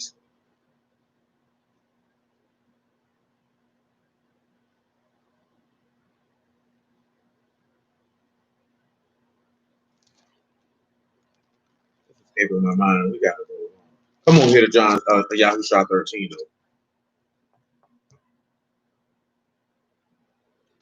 It says, now Yahushua was old and stricken in years, and Yahuwah said unto him, you are old and stricken in years, and there remain yet very much land to be possessed.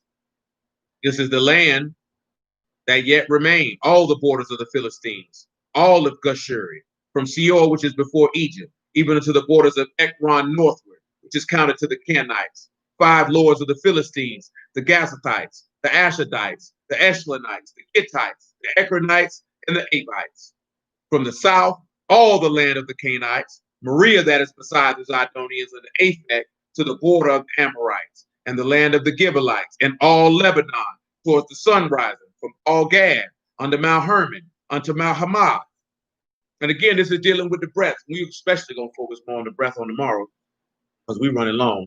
Pause. So all the inhabitants of the hill country, from Lebanon unto Mishramim, all of the Zidonians, them will I drive out before the sons of Yasharal, and only divide you by lot unto the Yasharites for an inheritance if I've commanded you.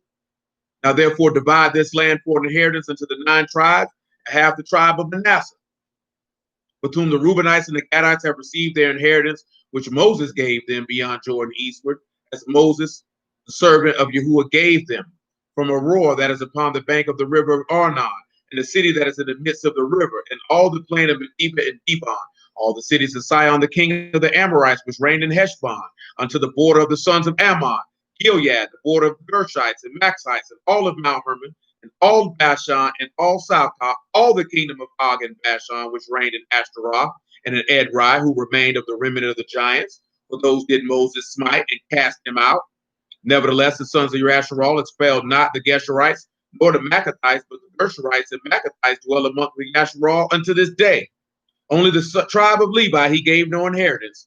The sacrifices of Yahuwah Elohim of Yasharal made by fire are their inheritance. He said unto them, Moses gave unto the tribe of the sons of Reuben inheritance according to their families, and the coasters from Aroer that is on the bank from the river of Arnon, and the cities that are in the midst of the river by the plain of Medeba, Heshbon, and all her cities that are in the plain, Dibon, Bathbal, and Beth-Mel. All these borders that we sitting back looking at. Let me finish something. He's going to mention someone. So let me do that. Jahaz and Kedemah, Methphah, Kirjatham, Sibamah, Zerah, Shahar, and the Mount of the Valley, Beth Peor, Ashdoth, Pishgah, Beth Jemash, all the cities of the plain, all the kingdom of Sihon, the king of Amorites, who reigned in Heshbon, who Moses smote with the princes of Midian, Evi, Rechem, Zur, Hur, and Reba, which were the dukes of Sihon, dwelling in the country. Balaam also, the son of Beor, the soothsayer, did the sons of Yasharal slay with the sword, among them that was slain by them. So if you didn't know what happened to Balaam, they murdered him. He caught his judgment because he was disobedient. And of course, I don't really want to read all this right now, because we got to go through all of this here. But these are all the inheritance. You can read this on your own time. If you take the time to look at chapters 14, 15, 16, 17, 18, 19, and I believe 20. You'll see the divvying up of the land by families, if you would. You'll see the divvying up of the land. You'll see all that. You take the time and you can look that at yourself. You could come to Yahushua chapter 19, though, and you can pick it up at verse 48 for another instance. Because we read earlier in what's it called? Genesis 13. About Abram being promised that land and walking it. We're looking at the grabbing of it. When we swing back to Ezekiel 40, and more specifically, probably about 48 again, 47 and 48 again, we'll look at that in that regard, of the giving of the land to understanding the breadth or the expansion or the wideness or the enlarging of the kingdom, if you would. Listen what he tell you, right? This is the inheritance of the sons of the tribe of the sons of Dan, according to their families, these cities with their villages. When they made an end of dividing the land for inheritance by their coast, the sons of Yasharal gave an inheritance to Yahushua, the son of Nun, among them. According to the word which Yahuwah had spake, they gave him the city which he asked, Timnath, Serah, and Mount Ephraim, and he built the city and he dwelt therein. These are the inheritance which Eleazar the priest and Yahushua the son of Nun and heads of the fathers of the tribes of the sons of Yasharal divided for inheritance by Lot and Shiloh before Yahuwah at the door of the tabernacle of the congregation. So they made an end of dividing the country. Because again, I believe we read Ezekiel 47 in regards to that. The land going to be divvied up in the same fashion. If you recall, the 12 gates, you got to go in the gates in the fashion of what tribe you entered into. Let's swing back to chapter 12 real smooth. Do we want to look at chapter 12? Or do we want to save it? Because we might need to save that. Yeah, we might need to save that. Because we can be able to tie that into another matter on the morrow as it pertains to the beast. A lot of the stuff that we're going to look at, we're going to compare this, especially with the warring of the land, because that's not why we're looking at it right now. Yahushua going to war for the land, just like Yahushua son of Nun war for the land, and he took that. But come to Hebrews chapter 4 before we swing back over here to Luke 13, and I'll let y'all slide, man. It's already after 11.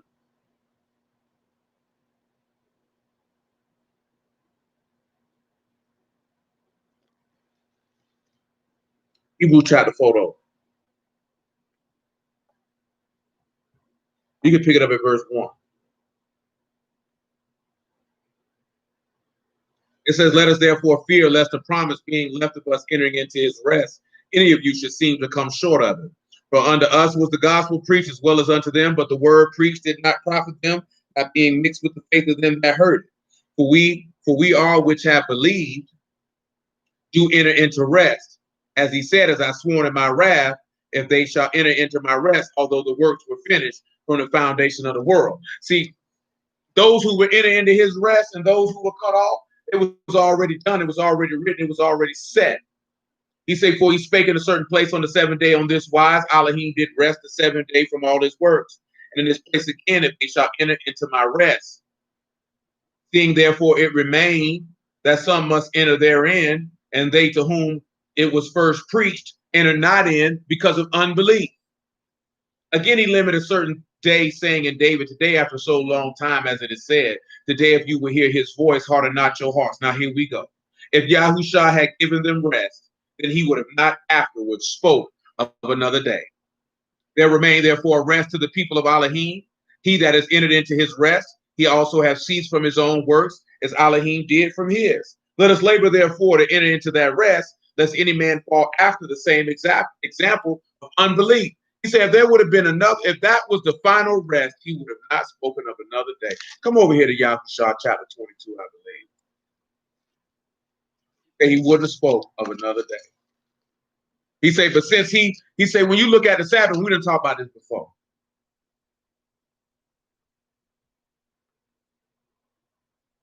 Come over here to 22 and 1, right? Listen what he tell you. Yahushua called the Reubenites, the Gadites, and the half of the tribe of Manasseh, and said to them, you have kept all that Moses, the servant of Yahuwah, commanded you, and have obeyed my voice and all that I commanded you. You have not let your brethren these many days unto this day, but they have kept the charge of the commandment of Yahuwah Elohim.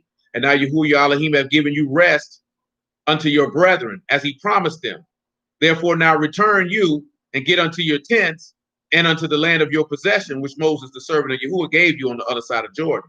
But take diligent heed to do the commandment in the Torah, which Moses, the servant of Yahuwah, charged you, to love Yahuwah your Elohim, to walk in his ways, to keep his commandments, to cleave unto him, to serve him with all your heart and with all your soul. So Yahushua blessed them and sent them away, and they went unto their tents. Now, why did I just sit here and read this? Because he's talking about how Yahuwah has promised to give these people an inheritance if they believe that they obey. Now, of course, y'all have to go back and read this on your own time about all this dividing of the land. But I called for John 14 earlier, and now we need to return because it was better by the grace of Yahushua that it went in that fashion. Because what you see is you see many mansions or many tents or many dwelling places or a large inheritance for his people to dwell. And that is Yahuwah's good desire to give you a place for you to dwell. A lot of people didn't enter into that rest who came up out of Mizraim because their hearts were hardened. And all of this is pointing to another day of rest, another day where you can enter in and dwell in these tents in the same fashion. Come on over here to John 14 and 1. See, your forefathers didn't believe. They were fearful. There's no need for us to be fearful. Our Elohim is faithful. He's shown it time and time again. John 14:1, let your heart not be troubled. You believe in Elohim, believe also in me. Which is some of the same stuff that Yahushua son of Nun told him. In my father's house are many mansions. If it were not so, I would have told you. I go to prepare a place for you. And if I go and prepare a place for you, I will come again and receive you unto myself, that where I am, there you may be also. And whither I go, you know, and the way you know. Pause. Look at it, he said, where I go, you know, and the way you know. Now go back to what we read in Yahushua son of Nun, chapter 3 earlier. Because you know that Yahushua is the Ark of the Covenant, the Ark of Yahuwah, the mercy seat. Look at what we read earlier in verse 2. It said it came to pass that after 3 days that the officers went through, they commanded the people, saying, when you see the Ark of the Covenant of Yahuwah, your Elohim, and the priest of Levi is carrying it, you shall remove from your place and go after it. He said, but there be a space between you and it, by 2,000 cubits by measure. Come not near unto it, that you may know the way by which you must go. You have not passed this way heretofore. So you don't have to do that now. See, now you can come right up to it. You can be one with it, like we read earlier, because he say the way you know, because he done showed it to us. See, it's not like when you come in to possess, and it was at that time, you didn't know the way which you were going to cross over. You know the way you're going to cross over. Let's look at something else. Isaiah chapter 11. Because you know, a lot of brothers be big, waiting on the second Exodus. They really looking for us to come out like we came up out of Egypt. But the man never told you that he was going to do that. But he will do some of those wonders so that you can know that he is the living Elohim. He will do some of those wonders. That you don't have to doubt. He going to do it. Come over here, right? Pick this up at Isaiah 11. Then we'll come over here to Luke 13. Isaiah 11 and 11. Matter of fact, make it verse 9. Isaiah 11 and 9. They shall not hurt nor destroy in my Kadash mountain, for the earth shall be full of the knowledge of Yahuwah, as the waters cover the sea. In that day there shall be a root of Jesse, which shall stand for an ensign of the people, and to it shall the Gentiles seek, and its rest shall be esteemed. Now I want you to look at ensign, because I'm not sure if some of y'all know what an ensign is, according to this text, but it's a banner. But I just want you to read and see it for yourself, but it's a banner. Yahushua is our banner. That's why we're supposed to lift him up. I'm in the wrong verse.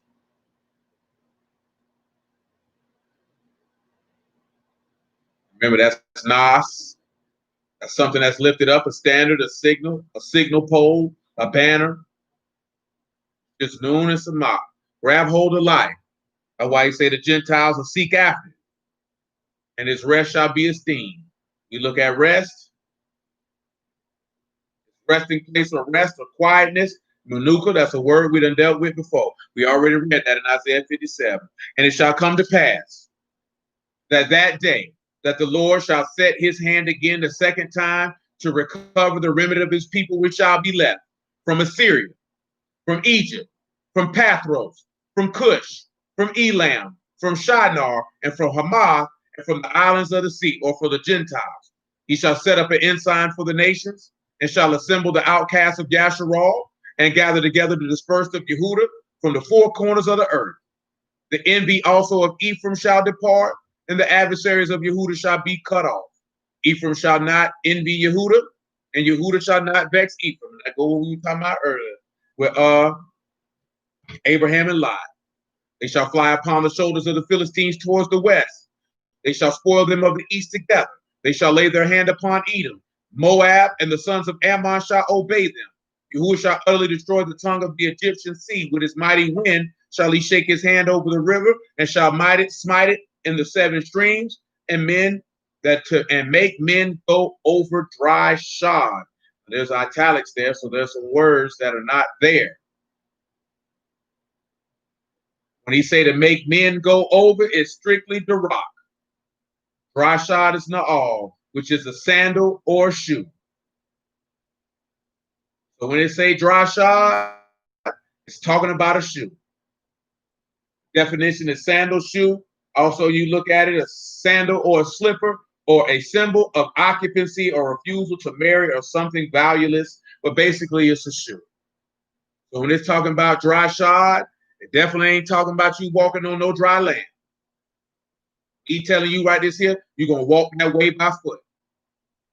But you're going to, the difference is like you read and what is it called? In Exodus 14, or what we just seen in Yahushua Son of Noon, chapter 3, you don't know the way you're going, but you're going to know the way this time. He said, and there shall be a highway for the remnant of his people, which shall be left from Assyria, like it was to Yasharal in the day that he came up out of the land of Mizraim. So now that you can kick it to the bank. That man say he gonna do that. And he gonna make that highway. Some of y'all should know highway here is Masilla, which is a public road, a raised way, or a highway. You should know from Isaiah 35 that it shall be a highway there, and it shall be called the way of Kadash. And that the fools and the unclean will not enter in therein. You're not going to be able to inherit the land. If you don't have the Ruach, then you're not clean. Because he said you clean from the word that he's spoken unto you. You've been immersed and you washed away your sins, and he give you the Ruach, now you clean. If you don't have that, you're not clean. This means you're not an inheritor. If you're not an inheritor, and you're not a seed of faithful Abraham. Come over here to Luke chapter 13.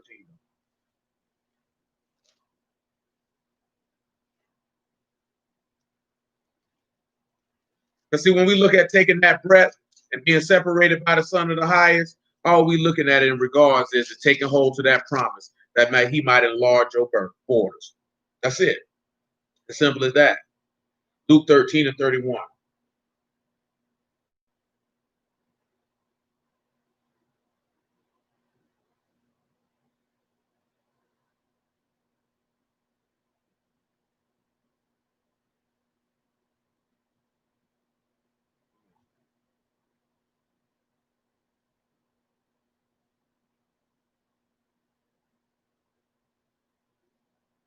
Luke 13 and 31. The same day there came a certain of the Pharisees saying unto him, get you out, depart from hence, for Herod will kill you. He said unto them, go you and tell that fox, behold, I cast out devils, I do cure today, and tomorrow, and the third day I shall be perfected.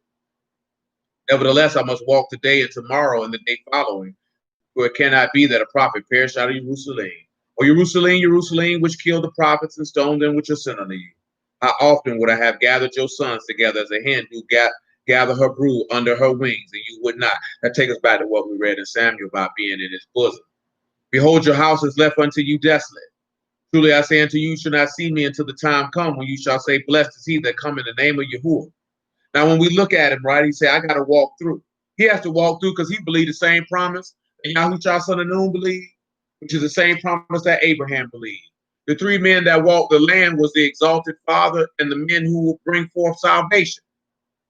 Because the reason why you see Hoshe or Yahushua, Son of Noon, and Yahushua himself, and sitting back looking at it, bringing you rest, because those who are part of salvation receive rest. See, the people who came up out of the wilderness were those who were saved. They were saved because they were not unbelieving like the older people who were before them. The people that perished, and it's the same stuff you see now. But it's a tad bit of difference. Those people who were older, they seen the wonders of Yahuwah. They beheld his salvation. They heard him speak from the mount, but they didn't believe and trust in any of those wonders. So they didn't get to partake in that salvation. Now we are the dispensation of time of a generation that will see all these wonders all over again. You see, in the wonders, truth be told, every time the gospel is preached, we don't believe them. So our hearts get hardened because of the unbelief, and we won't enter into that rest. Because to enter into that rest, you have to cease and desist. That's what it says. That's what Shabbat means. Rest, cease, and desist. Not sleep all day and slob, but cease and desist. Yahuwah ceased from his works on that first Shabbat that he ordained when he created the earth, to show us that we ought to cease and desist from our own works, like we just read in Hebrews chapter 4. When we cease and desist from our own works, we can enter into his rest, because we can see that we'll take on his works. Because he told you, the works I do, and greater works than these, than you will do. He was giving you an inkling in regards to you're not living for yourself, you're living for him. You're not doing for yourself, you're doing for him.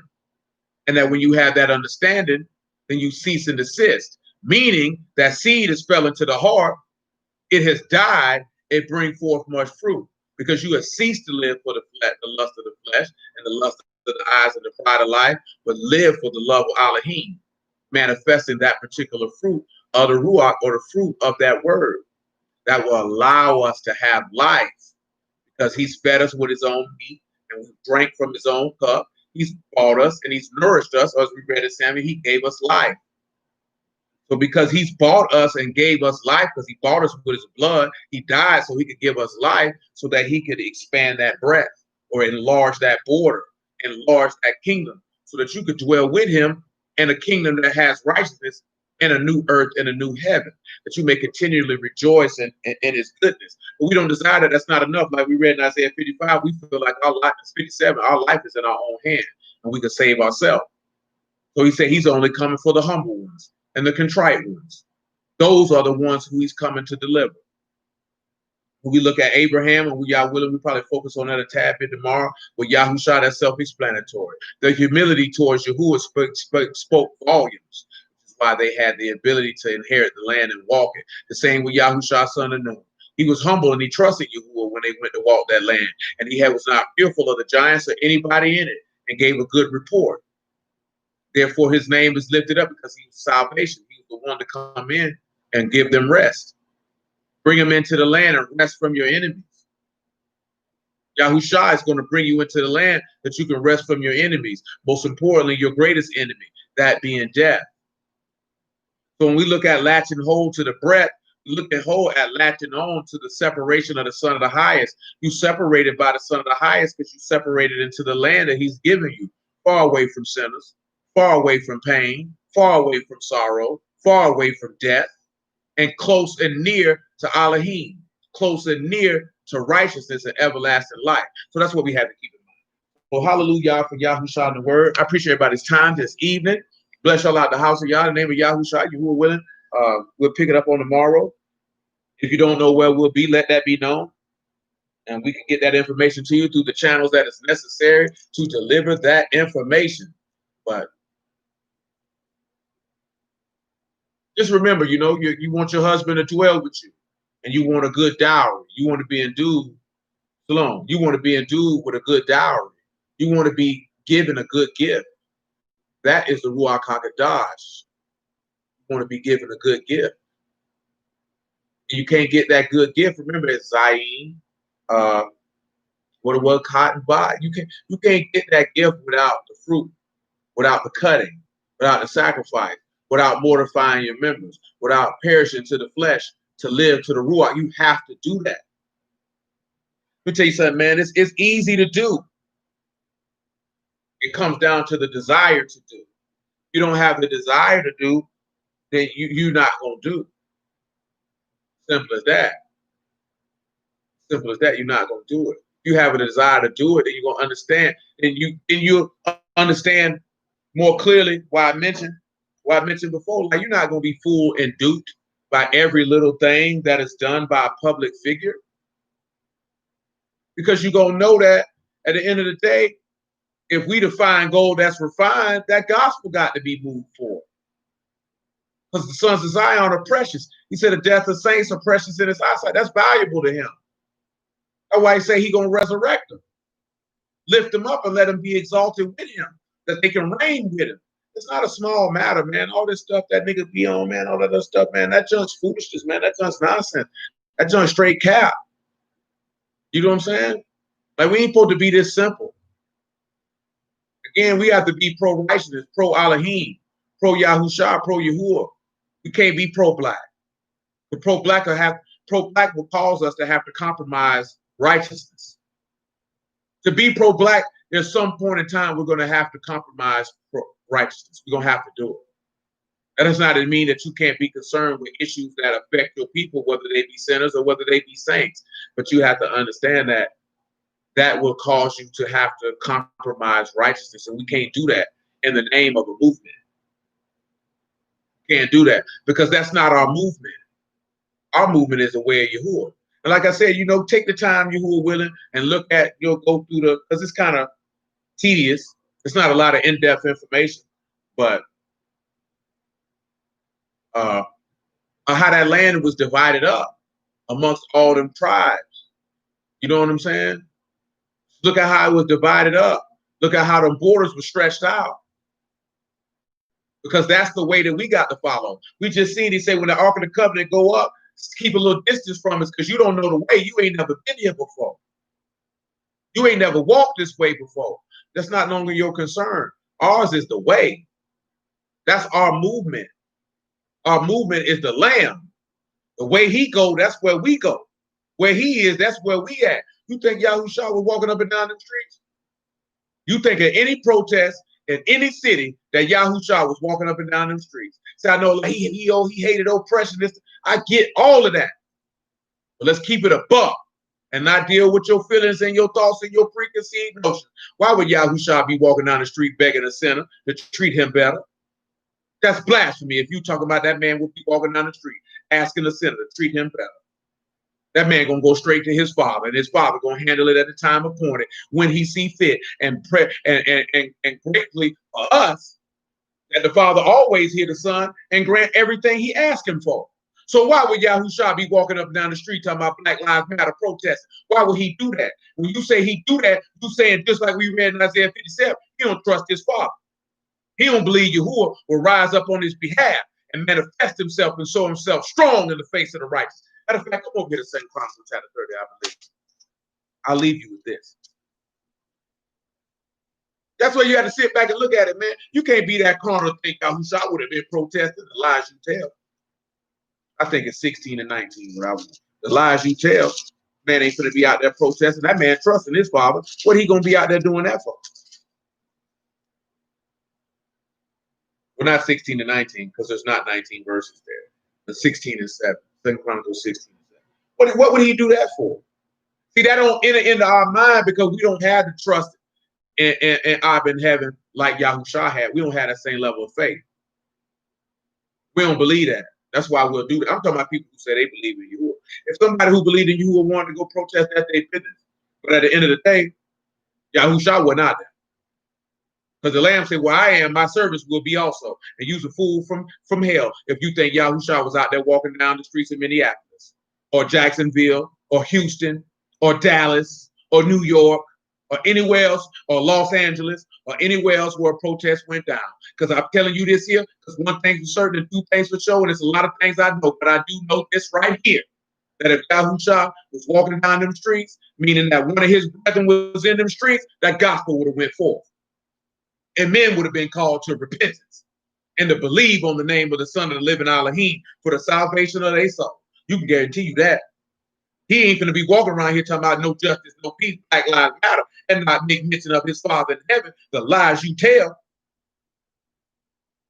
16 and 7. And at that time, Hananiah the seer came to Asa, Malach of Yehuda, and said unto him, because you have relied on the king of Syria and not relied on Yahuwah your Elohim, therefore is the host of the king of Syria escaped out of your hand. See, that's why we can't get nowhere, because we don't rely. Let me give you that word for rely. See, we don't rely on Elohim. We rely on man. Well, this word condemns us on every cut and corner, on everything that we try to do, because we're trying to do it without him. And all that shows is that we don't trust in him. The word for relied is sha'an. It's to lean on, to trust in, or to trust in Elohim.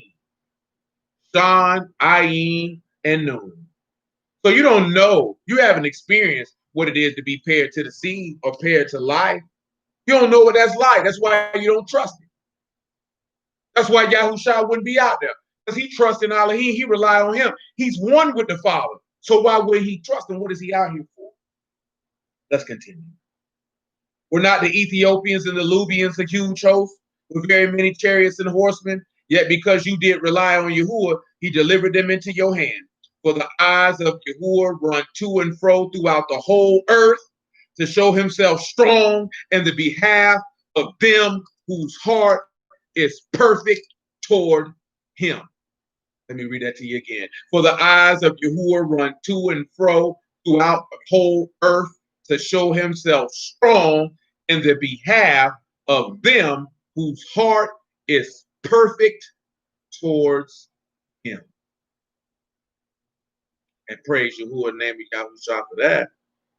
When you look at perfect, you have shalem here, So that's a covenant of peace. A covenant of peace. Perfect, complete, safe, peaceful, perfect, whole, full, at peace. That's why Yahushua said, in the world you shall have tribulation, but in me you shall have peace. Be of good cheer. I've overcome the world. He said he's going to show himself strong in those who have a covenant of peace in their heart with it. Most of us don't have that. And that's why he don't show himself strong on our behalf. But I digress. I bless y'all again out the house of y'all name of Yahushua. I appreciate y'all time. You who are willing, we'll pick it up on tomorrow, make it do what it do. And you who are willing till that time.